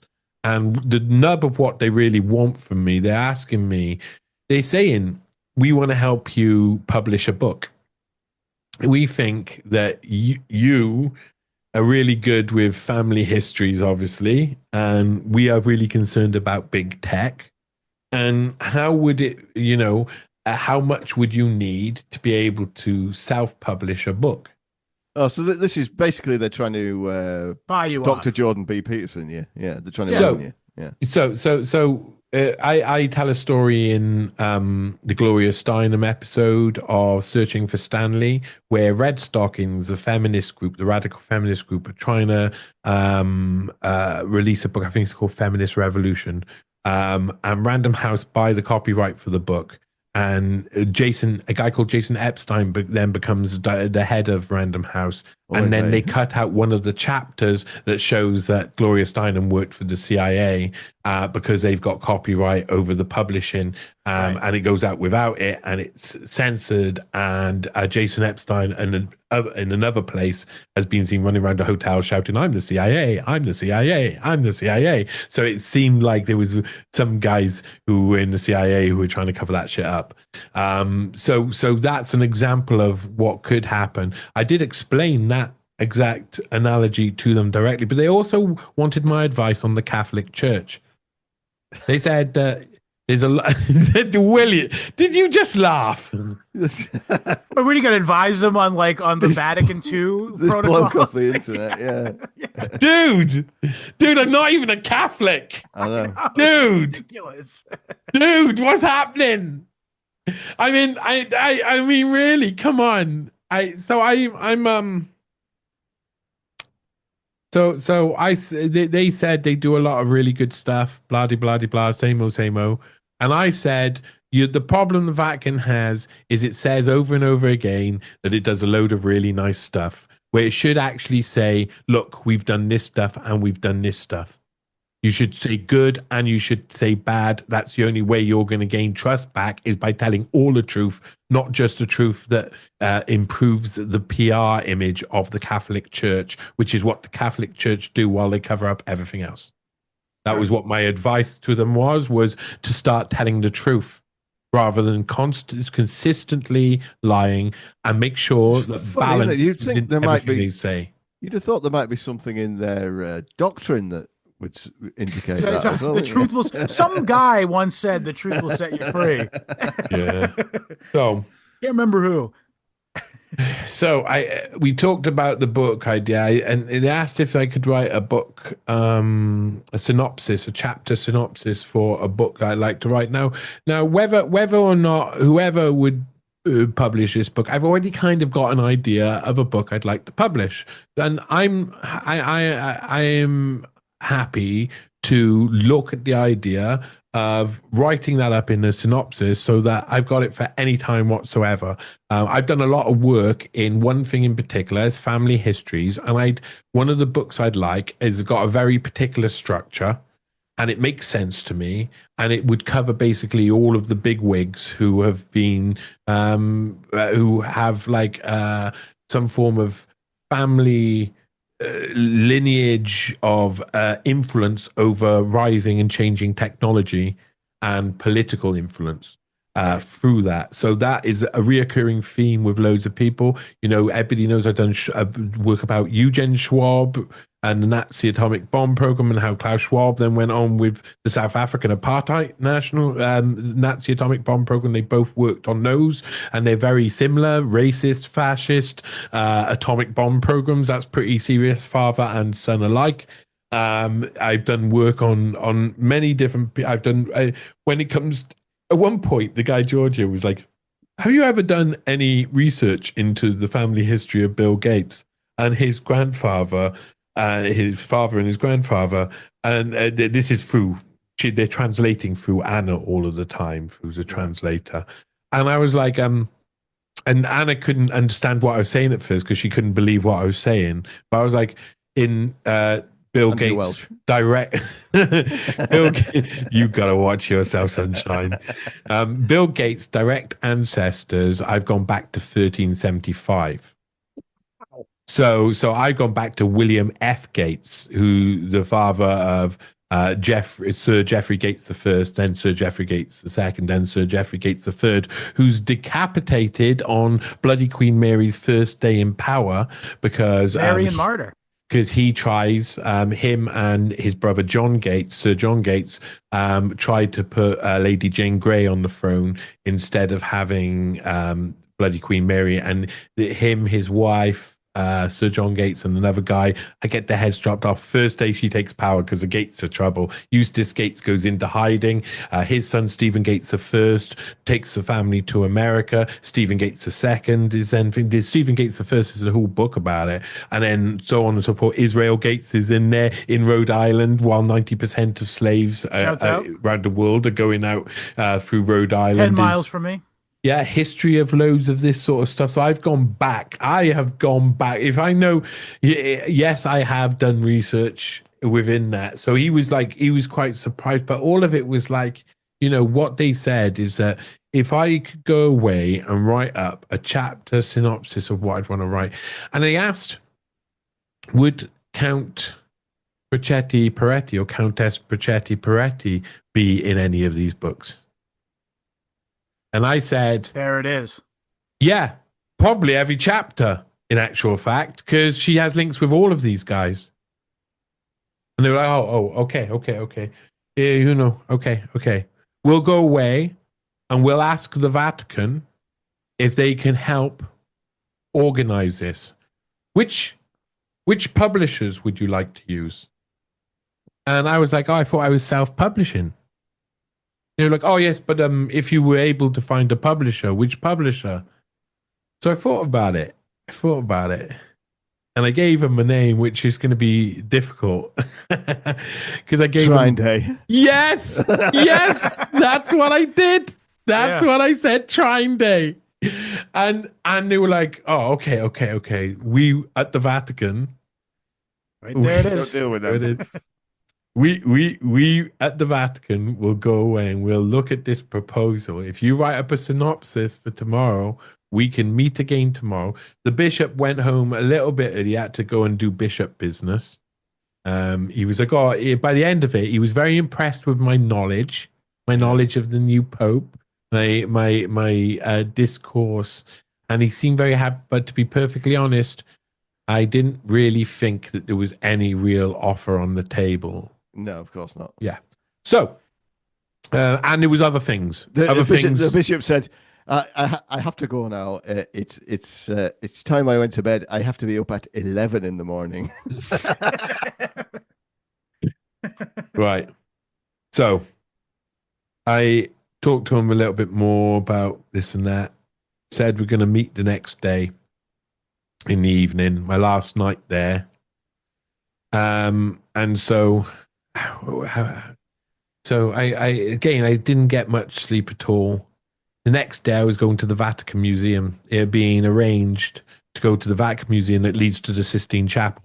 So, the Vatican, of course, it's got Vatican walls all around it, and you got St. Peter's in the front. Is like the front door.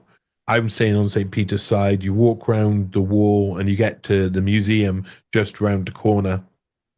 And the museum, you go through the museum, and it leads to the Sistine Chapel. And I always knew I was going. I'm heavily affected by art. I'm heavily affected. Did you cry? Yeah, I definitely would too, for the record. dude. I First of all, I'll say like all of the museum guide was really good.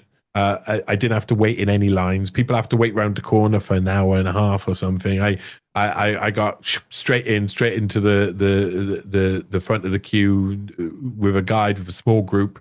We went round. It was really nice. Some of it was beautiful before it got in. Fucking people just walking past Caravaggio, like, and like, I get, you get to the end when you get up to the Sistine Chapel, they got the contemporary part of the museum, and I was standing there looking at one of the most, I think it may be one of my most favorite paintings of all time. I can't remember what it's called. I've taken a picture of it, but it's Salvador Dali, and it's this yellow piece on a desert, and there's a couple of like parts, and there's clouds in the sky, and it is it is so amazing to look at. It's one of the best.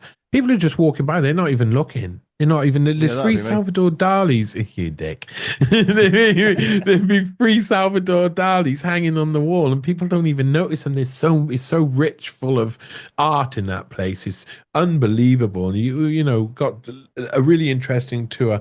But by the time it gets to the contemporary part, the tour guide leaves you and you go into the Sistine Chapel yourself. And the Sistine Chapel is just like masses of sheep in the middle of a floor staring up at the sky. That's really, and most people are just talking away, and you're supposed to be in there in silence, and it's just loads of tourists going blah, blah, blah, blah, blah, blah, blah, in loads of different languages and et cetera, et cetera. But like I went into the Sistine Chapel, looked up and looked at all the different pictures and paintings, all of the frescoes. Unbelievable, and yeah, I it makes you think of all the beauty. It makes you think of all the wonder. It makes you think of your family. It makes you think of your loved ones. And I've learned something. Loads of people, after people saw some of the videos that I put out that day, some people said things like, "Oh, you look a bit manic. You look like over emotional. Are you sure you can handle this psychologically?" And things like this about what happens. Like, I'm one thing I learned when I went on this journey is I went through a process. That process I talked about was about psychedelics for 3 months. That was to learn how to be able to let out emotion, and how to cry at the right time, and how to be sad at the right time. And when you feel emotion and you can connect with emotion, you should open up yourself to it, because that is the thing that stops you being psychologically scarred. If you feel a lot of emotion about something and it's making you have a physical reaction, if you stunt or stop that physical reaction, that is where your psychology will become stunted too. You need to be able to get deeply, you need to be able to cry, man. As a human, this world is full of such sadness and sorrow all of the time. There is no reason not to cry every now and again, and there's so much beauty in there too, and that evokes that emotion. There's no point in not crying here and there. And I'm looking up at the most beautiful thing in the world. I'm thinking of my son, who I miss and I love very much. I'm thinking of all of the things. I went for a long walk after I left the Sistine Chapel crying. I walked all the way out slowly crying. I walked the non-busy route to a tiny little. I must say, at this point, I had already, remember I was messaging you one night, Scott, and I was saying, I think I'm being tailed. I think there's someone following me. And the day before, I had gone out for milk. That comes up in another one of these pictures. I have it ready to go. Yeah, okay. I think it's a good idea to see that. Johnny got milk. That's what I think I called it. Johnny got milk. This Johnny picture. getting milk right here. Nice. You can see he is thinking about the PG tips here, and I am thinking about the PG tips. I know it's Johnny Got Milk here because this is when I go down to this shop to get a charger. It's my hair is different from the first photo. I throw on the first day jeans as temporary just to go out to the shop because I don't want to make my other stuff dirty. So it's the second day. I'm going to go get milk. I'm going to meet a guy who is going to try and guess where I'm from and fail and call me Irish. Damn him to hell. And then he said, where do you think I am from? And I said, Bangladesh. And he said, yes, you are correct. So I got him. And I'm walking down that street there. So I was being followed in that night. When I'm coming back, I'm saying to you, I think I'm being tailed. I go around the corner at one point. I stop around the corner a little bit, and then I basically run back around the corner. And the guy freaks, turns around, and runs off down the street. So I'm like, okay, I'm definitely being tailed at this point.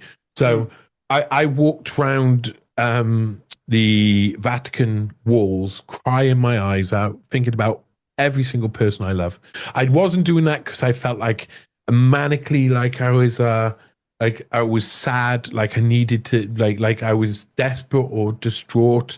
I was in a negative way. I was crying because I was able to touch, see beauty, and think about all the beauty that's in my life, and be able to let out all of that emotion. So I don't have to pull that emotion around with me all of the time in a negative way. I don't have to keep it down. And I walked round this tiny little pathway of the Vatican walls where no one can you could not possibly follow someone without them seeing. I didn't go the tourist route with the pavement. I went, there's this tiny little road that's about this big with cars going by at high speed on the side, so no one could possibly follow me. And I walked for about probably a mile crying, and then I walked back down, getting probably about half an hour of tears, man. Half an hour of tears thinking about all of the people I loved, I did feel totally and utterly blessed. I feel like I've been so lucky to have some wonderful people in my life, people who love me. I got back after some of the people in my area were really worried about me after I posted what I posted, and I know some really lovely people. They're really beautiful people. I'm really blessed. So I felt that, and I was in touch with it, and I loved it, and it was a really nice experience. And I got halfway up, and then I came back down, and I was like, okay, I'm going to write up this synopsis now. I got a burger somewhere, went back to the hotel, grabbed my laptop, thought I'll go find some random cafe where no one's in, sit down with my laptop and write up this quick 21 chapter synopsis of how I would do a book like that. Whoever would be interested in doing the book. But of course, I'm not going to sign publishing rights away to some nefarious company. So I go to this cafe. I find the cafe. I sit down. The same ginger beer that's €10 in the other place is €3.50 here. It's amazing. It's just around the corner as well. So I drunk 4 ginger beers. That's how much of a fiend I am in an hour. I'm almost drunk him out of it. I'm typing away. I finish up a 21 synopsis chapter because it's a really easy structure to put together anyway. A chapter book, like just a rough outline of 21 chapters. And I sent it to them so they could see. I then went and picked up some tobacco and some cigarettes for somebody because, of course, it's much cheaper over there. Oh, you're a bit into crime now. Yeah, I am. Definitely am. And then I started making my way over to what I thought I was meant to go to Ginny's, this place that we were supposed to meet the other night. But I had actually hit it wrong, and I was supposed to be 28 minutes across the other side of town. That could have been good for me because I don't know what was waiting for me over that side of town. Right. Regardless, you got to put that into consideration with what happens next, because that means the person who is following me there, who comes and brings me the envelope, had been following me around Rome a while, all day probably. Yeah. So I'm standing with my back to the wall, to a wall, I'm turning on my big speaker. I got a Sonos, one of those walk speakers or whatever they're called. They're really loud speakers, amazing, crystal clear. I love. I walk down the street singing. I can't help it. Sorry, but I love it. And so I put on a bit of music. Do you and have do a that little on bit of a sing. do you do that in the subway too? Just I asking for fucking science. well did when I got back to Britain this time. I was on the London Underground and I was singing. Interesting implications out for my loud. categorization of the Welsh. Yeah. Sorry, we are singers. We are habitual singers, well known for being the land of song. So I don't think you're going to get away with it. When you come to Wales, there will be people singing. And when Welsh people take the Underground, they'll be singing. I promise you. They'll be singing in the hillside. That's actually from one of my songs. They'll be singing in the hillside when she comes. Anyway, let's not get too far away. I got my back to the wall. I'm turning on my speakers in the inside of my bag. A bike comes down the road, a pedal bike guy. He's got a hat on. He's got sunglasses. He's got a scarf up. Comes up onto the pavement, comes round me, and he goes like that. He puts an unmarked white envelope into my hand. And I'm like, whoa, what's going on, buddy? And he's already gone by that point. If that had been Britain, he would have been off the bike. I would have been aware of it. But for some reason, I was off in a world of my own. I was thinking of a load of things. I was going from here to here. I was kind of indifferent. And he put in it, and I instantly thought, okay, I should record this because I feel like I might need to send it to someone immediately because something freaky is going to be in this envelope. So I recorded me opening. I started pulling out, but then I stopped, started recording. I said, I just said what happened. I'm standing there with this envelope. I say, I open it up, look at it, and it's the pictures of me walking around Rome. The two ones we showed, yeah. Yeah, they've made it completely clear to me that I'm being watched. From the moment I got off that plane, they wanted to. And, okay, there's a problem. The only people who knew where I was in any of these times were the Vatican. Yeah. So the only people who knew that I was with the hotel I was staying in, the Vatican. The only people who knew to sit in the place to take the picture of me walking by after Marco, who hadn't been hired by the hotel, drops me off after what I experienced in the station is the Vatican. Well, the only people who had a good excuse to know it anyway. They knew it because they had arranged it. Yeah, exactly. Yeah. I can't see who Seems else. pretty crystal clear who sent those tales, obviously. It was set up I was brought over by the Vatican. It was set up by the Vatican. The Vatican said a lot of things to me while I was there. I was clearly followed. I knew that I was being tailed. And then they showed me photos of me walking around to let me know I was being tailed. And those photos were over a 2-day period. And It confirmed that when I said to you that I was being tailed, that I was actually being tailed. Yep, you were right. You predicted it, yeah. I predicted that the police were going to be there. I know what my job is. I know what my job is to go into the storm. I say this to people, Art is Brutal, who I love, Art is Brutal 2021 on X. If you want a researcher who knows their stuff, go look at their stuff. They said to me yesterday, I'd be really interested to know why you win Rome. And I said a few things, but I said basically the necessity. Listen to this episode, Art is Brutal 2021. Yeah.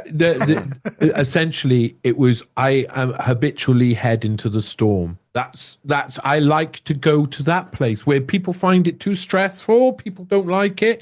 Even if I'm able to let my emotions out, so I don't store things up, so I don't get psychologically. It's both scary. But it's part of what I do, and it's part of the job of investigative journalism. So what did you do when you got this envelope? Did you obviously went ape shit? So obviously I was it just in between. I just had one turn down to go to Ginny's. So I went straight down to Ginny's. First thing I did was went up to the manager. His name was Luigi. Who would have guessed? And I said to Luigi, this just happened to me.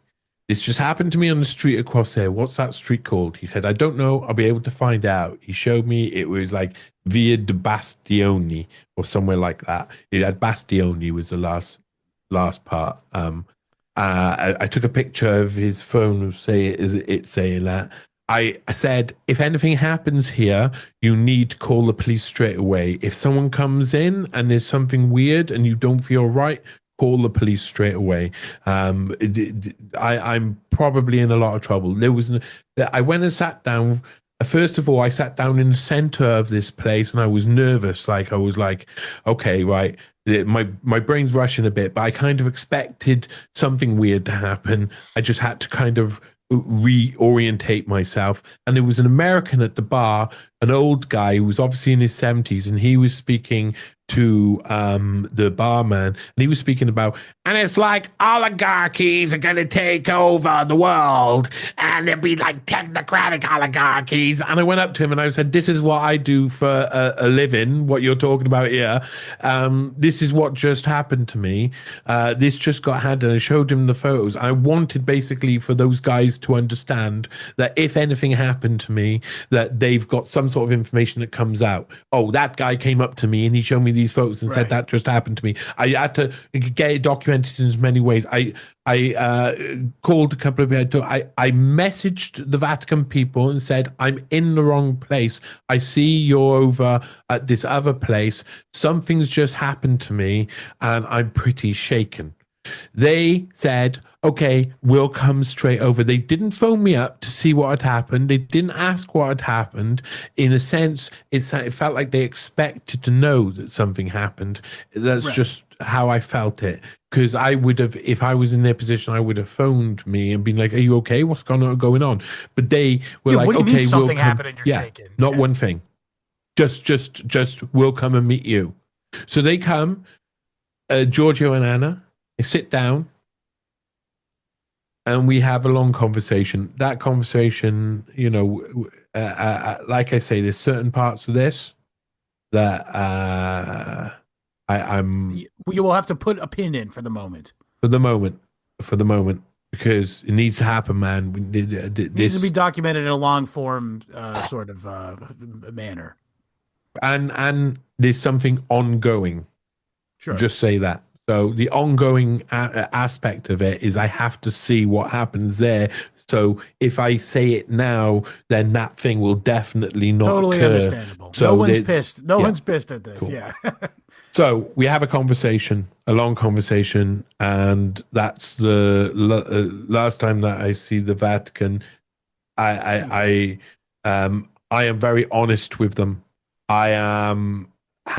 It no longer, I will say this for those who understand the situation, it was no longer a conversation about separate things. It was a direct conversation. It was about the heart of the matter. Yeah, and the heart of the matter. Let's say for instance, one of the heart of the matters could have been that certain people didn't go in a certain book. Sure. So it went from one crystal clear to the other. It was much more direct, and then there was a backwards and forwards about the fact that I want to make a statement now. That's what I've already said about wargaming. Nicole Junkerman, this is a statement of this. Countess Bracetti Peretti lost a war game 6 years ago. In 2019, she could have said, I had an association with Epstein. And that's it. Over. Yeah. And it's over. And instead, this many years on, and she still continued to ruin my life as a way, and to put me in a situation where they intimidate me. They use the police to intimidate me, use the Vatican to intimidate me, probably have intelligence on me, sitting there in my own cafe outside, having people come into my life and try and befriend me. People chat me up, not knowing who's who anymore. That's part of my life. Crushing me, delisting me, having every single big platform pull down everything or geo-block them in the exact places that they need to be up. All of these things, what I said out loud, I say out loud, the demands were clear. My demands in the letter before action in court, and that is a standard protocol in court procedure. Before you take someone to court, you do a letter before action, and then you take someone to court. The letter before action gives them an opportunity to resolve it before it goes to court. The judge and the court don't only suggest that, they say that's part of the process. So you have to go through that process. I've gone through that process. Then nothing has changed since I said what I said in that to what I said at the end of that day. We kissed. Goodbye. They went on their way. I said, can you remember to check in the flight for Ryanair? They wouldn't let me get onto the site because I don't have your email. She said yes. She'd go and sort that out. I was due to be flying out at 10:55 in the morning. I realized at this point now I'm alone. There was no offer to help me back to the hotel. There was no offer to drive me back safely. That was really also suspect. I started to believe that there was a chance that in between here and there, something could happen to me. So I'd scoped out, and I knew I had walked for the previous days. I'd walked the same route to make sure that I knew, and I'd walked a couple other along and looked at other routes. So I took a divergent route of what I normally took that I knew would take me directly to the hotel, and I recorded on my camera all of the way, something that I posted up later. And I talked so that whoever was watching would think I'd be live streaming, and they'd be less likely to do anything between there and them. Right. They wouldn't want anything. Smart. So, Honestly, and I was turning around as I was going, and I was making sure I was capturing any image of people in there so that no one wants to go near me. And I recorded all of the way back to the hotel. And I went up to the military police outside the St. Peter's, and I said to them, this just happened to me. This guy gave me these things. They're obviously intimidating me. They're trying to intimidate me. I want you to do something about it now. And they said, we won't. You have to go to the police station in the morning. That is the only thing you can do. Everything's closed. The consulate, people were saying you should go to the embassy. The British embassy's closed. No consulate support, it seems, over there. And what would they do anyway? Oh, you got given a couple of pictures. There's no direct thing. I know that and you're not Brittany Griner either, so you're not going to get the royal treatment from the UK government either. There's another thing. So there's all these people. I posted that up online because I wanted people to understand what was going on. Oh, we lost Big William. William had a hard out. He's going to go drive trucks for a living, but no. we can continue. So he's the Vatican, isn't he? He's working with the Vatican. He got all he needed. I got all my needed here. Now I'm going. So there's when you're in these situations, you've got to use your brains. You've got to be quick on your feet. Yeah. You got to realize that there's a certain moments where you're overexposed. And that's really what that was on my mind at that point when it was just me alone in Rome. I got on that camera because I felt I think that was a really smart move, honestly. That live stream miming you were doing. Yeah. And then I've posted up, so if they're watching my online stuff, they'll see it there, so they'll think that it's the same. And I was aware of that. I needed to be aware of everything. I got back to the hotel, and at this time, the hotel doors automatically locked, and they're big, sturdy doors, massive, sturdy doors. I went to the hotel reception, and I said to the woman on reception at that time, I said, this is the situation. I explained that I investigate intelligence, including Italian links to Jeffrey Epstein, that I'm currently in a situation where this happened, that is obviously a threat to intimidate me, and that if anybody was to come to that hotel, she should be extra curious about it. If anything was to happen, or anybody who she doesn't trust, she should contact the police immediately. Take no time over it. That is very important. She was already on the phone to her manager when I was halfway through this sentence saying, I will not stay here and I will go away if you do not send someone to be with us right now. We need extra security immediately and there's no way I want to be here. So they sent a night manager in early, I think. I didn't see her for a couple of hours because I went upstairs and what I have the photo. You barred your Yeah. door here. Yeah. Well, I didn't post up that I didn't post up that photo straight away. I posted up that photo roughly it was just before or roughly during the time that I was getting in the taxi and I was arranging a taxi. So all these photos will be in the Substack page, by the way. Also, I gone down to in the thumbnail. Sorry, I gone down to reception when the night manager started, and I sat down and I said to him, I had a few thoughts in my head. There was a few things that tied up, and I could only make sense of something a certain way. And I said to him, when I came here, I was brought by a guy called Marco, and he said he was employed by a company who sometimes works with a hotel, by the hotel, to bring me here. Did you arrange that driver? And he looked through all of the records and he said, if we had arranged that, it would be here and it would be here. And it's in neither of those places. We had nothing to do with it. Phantom cab driver. So that made me realize that the cab driver that was going to pick me up was going to be the place where I was most exposed. He could drive me anywhere. I would not have a clue. He was so nervous the first time. If it's the same guy, then I don't know what would happen, but I imagine that if they've not been able to change my mind and my resolve was directly to their face, nothing has changed. Nothing has changed. I'm saying exactly what I said before. There is nothing that you can do. No intimidation, nothing that can be done. Nothing has changed. If I'm saying that and giving them no other option, then I got to get out of fucking Dodge. Yeah. I can't get in that car. Because I could end up. Can't take that flight even. No, I don't know what's going to happen. So, talk with a couple of people. A friend helped me out in some way. I went to I went to the night manager. I said, "Okay, I'm going to need to get out of here, man.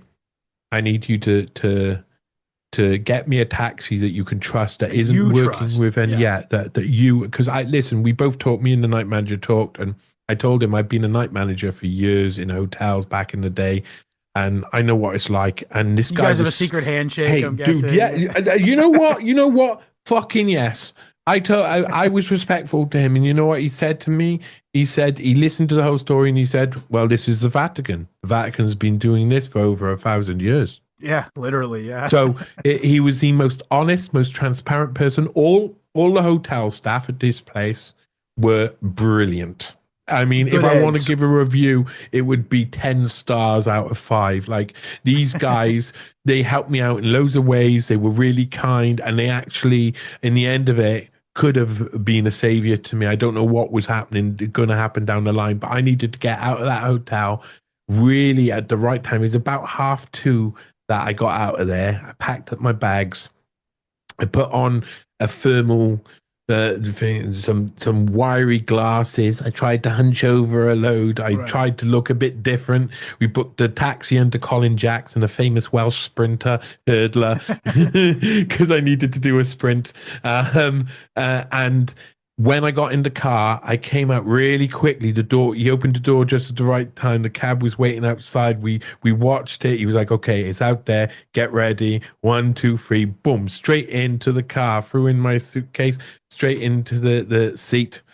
Turned to the guy. Said, "What is your name?" He said, "It's Fabrizio." I said, "Do you speak English?" He said, "Well, a little bit." I explained to him the situation, and I said that we were likely going to be followed by the police, intelligence, or Vatican, or anybody else. That I would give him an extra 20 euros on top if he got me to Flumienzi, or whatever it's called, airport as soon as possible.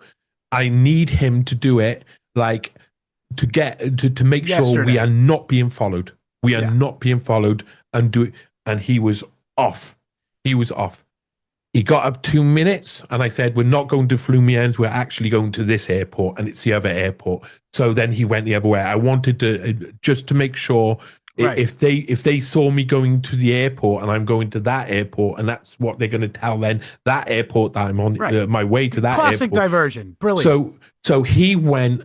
I gotta honestly, tell you, I don't know if I would be mentally up for this. Like you're amazing me right now with this with the it skill was you wild. did navigating. I was like, Fabrizio, I love you. He was screaming across the road. There was no white lines in his mind. The road was all his. I was in the car, no word of a lie. Fabrizio, I love you. I love you, Fabrizio, as he swung round the corners and got me to the airport in the quickest time I'd ever seen a man drive anywhere. I gave him the 20 euros on top, and he was really super shocked and surprised, like he didn't really realize how much I felt love for him at that point, because I was now going to catch the first flight, whatever flight it was, out of bloody Dodge. And it turned out the first flight would be 6 o'clock in the morning, and it would be to Stansted, which is perfectly where I wanted to go. I was supposed to be going in the same airport, but at 10:55. They were all asleep by this point. And Right. and 10:55 plane, they would have had to pick me up about 8:30, 8 o'clock in the morning. By that point, I would already be Italians not really known for being early risers either. Yeah. So I got to the airport, and I was like, I'm just going to be myself. I am already pretty pleased that I'm getting out of here early, that Fabrizio made me happy. The hotel guy made me happy. The whole experience was like, okay, I know I'm in danger. I'm clearly not in a good place here. And I don't want to end up with, if I go as early as possible, it's likely that a different security shift will be on, that a main security shift will be the one who is likely be contacted really first thing in the morning, go and actually stop this guy, etc., etc. If I'm getting out before that orders come in, then I'm out of here. So I get into the airport, everybody's half asleep. It's a tiny little airport. It's the smaller airport of Rome, and it's a tiny little airport. I walk in there, brimming. I'm smiling. I find a vending machine with a sandwich in. That's a good thing, because I hadn't eaten anything apart from the burger in there. And I had been running around, and I had been up for ages, and I was going to be up for 38 hours making the escape. Like I say, Fabrizio got me there. I go in, and there's a stage. I'm like thinking to myself at first, smile at everyone, but keep a low profile. And then I look up, and there's a stage, and it said, it's something like play Be guitar a rock star. Yeah. and be a star. And it's got a little classical guitar sitting there, and it's got a seat in the middle of this airport. And I was like, okay, I don't see how I'm not going to sit and play that guitar. So I sat down and I played the guitar, and I played a load of different songs, everything from romance, Blackbird, just rocky songs, whatever. And I said to, I sang to the security. I gave a little bit of love to the cleaners. The people who were actually in the airport were liking the fact that someone was up playing guitar. Sometimes I was just playing some pentatonic scales or whatever, but everybody loved the fact that something was going on.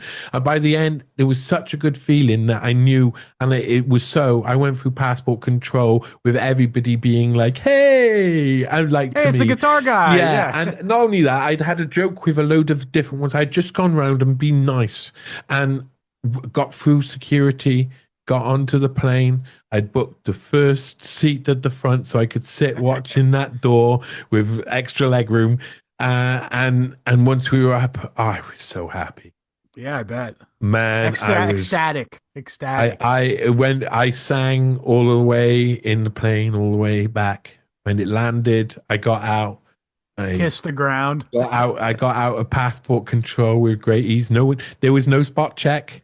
All of the guys had fun with me and was smiling. It was all very happy and nice. Biometrics galore, bastards.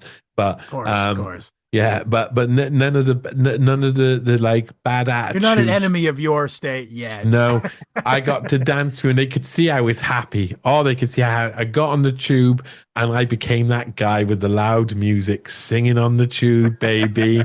I was singing Jeff Buckley and I was singing Wolfpack and I was singing all sorts. Nina Simone.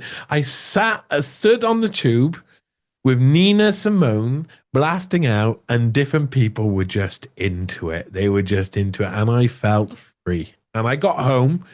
I almost fell asleep. Spoke with me, by the way. On the way, yeah. I almost fell asleep on the way to Newport. I almost fell. I was starting to fall asleep, but I managed to go round, and I just felt I talked to a few people who were delighted to see me back, and I felt today I went out, and the amount of love of people who were my community members who were really scared for me, and I was scared for myself, and it was a bit wild and stuff, but they were worried for me, and they showed me so much care, and I honestly, like, I am so I gotta lucky. tell you this, by the way, this will make you feel good too. I had numerous members of the History Homos audience saying, "Hey, what's going on with Johnny? Is he okay?" Like, because assuming I was in contact with you, I happened to tell them, yes, he's back in Wales, he's doing fine. This was a little after we had talked, but yeah, a bunch of people were like, "What's going on?" Like, and we're very concerned for you. So it goes beyond just your community; it's the entire broader world, and you could. I think that's a testament to what kind of character you are and what kind of the importance of the work you're doing as well. Within the last meeting I had with the people I was talking to, I said something very clear. This is the main nub of it. I said, my very existence is a dead man's switch. If anything ever was to happen to me, anything at all, It's pretty obvious who did. then Nico Junkerman and Count Bracetti Peretti, whether they were guilty of anything or not, would never be able to not hear the words Johnny Vedmore ever again. It would constantly be thousands of people all around the place pointing at exactly that. Even if a pigeon fell on my head and killed me, or I spontaneously combust, I said, whatever happens, I am the dead man's switch. There's lots of information elsewhere, but whatever happens, if anything ever happens to me, they will always hear my name. They will always be related to that. And that's because they're still playing a war game. They lost on day one. They lost it on day one, and yeah, I'm blessed, mate. I'm blessed. Yeah, that was such a wild adventure. You are blessed. However, I just want to say you absolutely made every single right decision. It seems like I'm amazed at your skill in surmounting all that stuff. Because I as I said, I don't know if I would be mentally up to the task. Physically up to the task. When you get to a point where you haven't got many options, when I knew people were saying to me online, you need to get out of there, and they were right. But I was saying, I can't go out now because I'll overexpose myself. But I was partly saying that because I knew I was about to go out. Because if they're watching my thing, I want them to think I'm in my room with a barricade against my door. I want them to think that. Everything else is like, when you're actually there, you're thinking, well, what can I actually do? Well, I got to leave. It's either going to be by plane or it's going to be by train. I don't drive. So it's either going to be by plane or it's going to be by train. Train would be a really long journey, lots of exposure, lots up of times in the where middle people of nowhere. can get to you. Yeah, but I can hop on and off trains, disappear, and the Schengen zone between Italy and Switzerland means I wouldn't have to show my passport.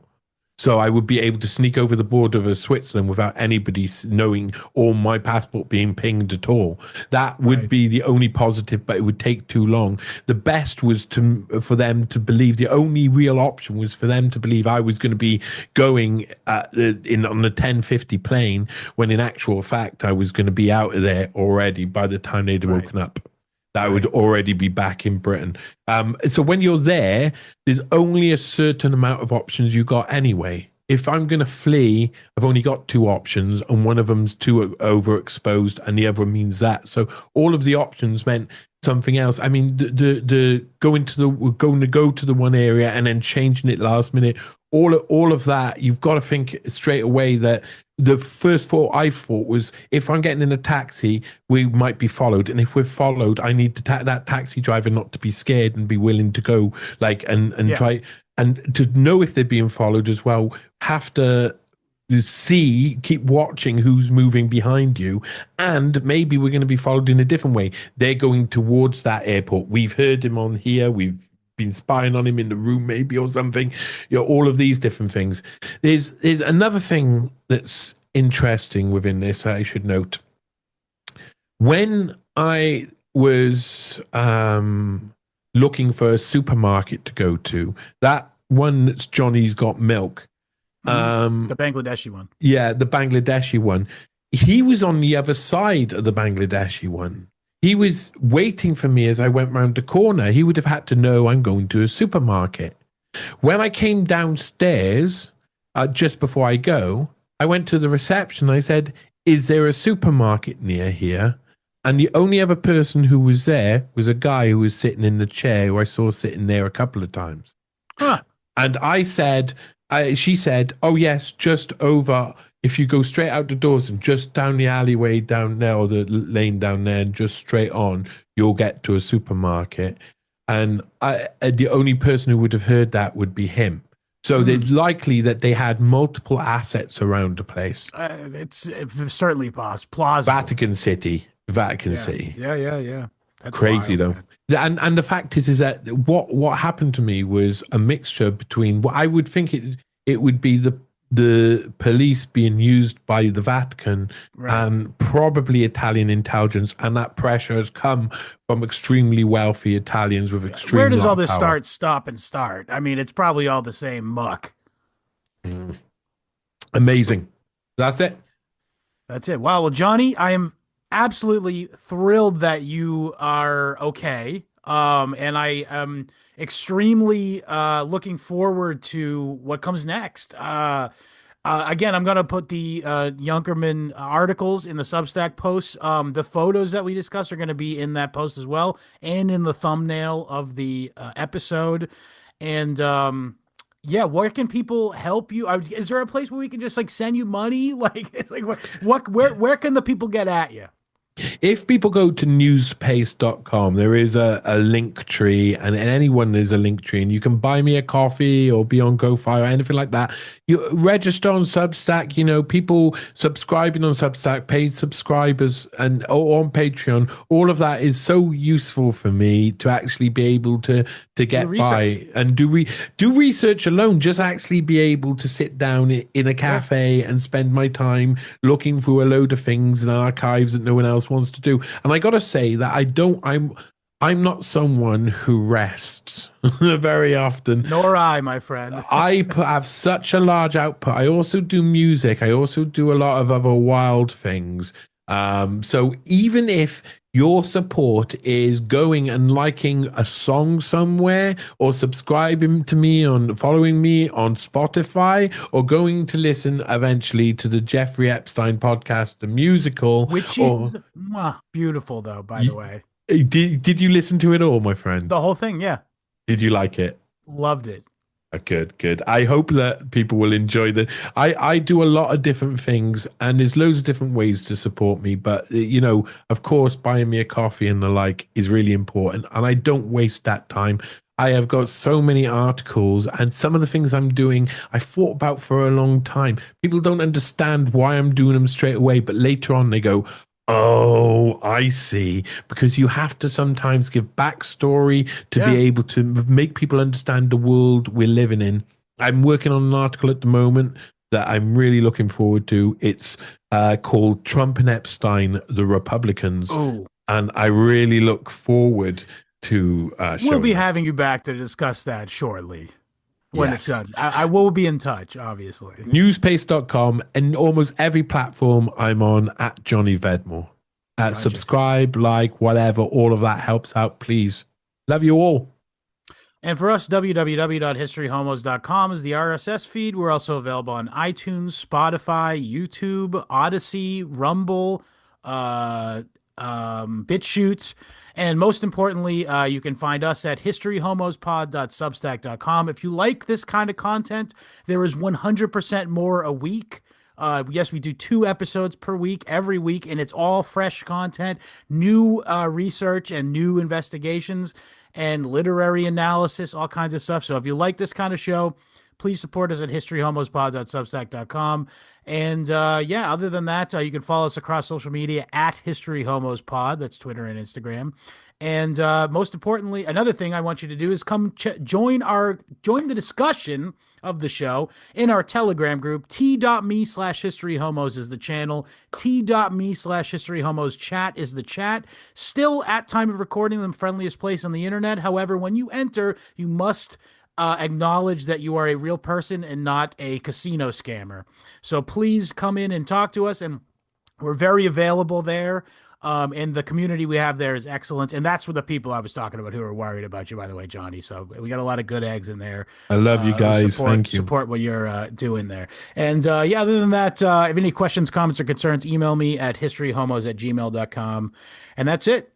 Johnny, thank you again. And I'm looking forward to you being depicted or portrayed by Ryan Gosling in Johnny Vedmore's Vatican adventure. Coming summer 2027. I'll say the last thing to say, it was Dan Brown as fuck. Yeah. Dan Brownstein. All right. Johnny, thank you again. And later, homos.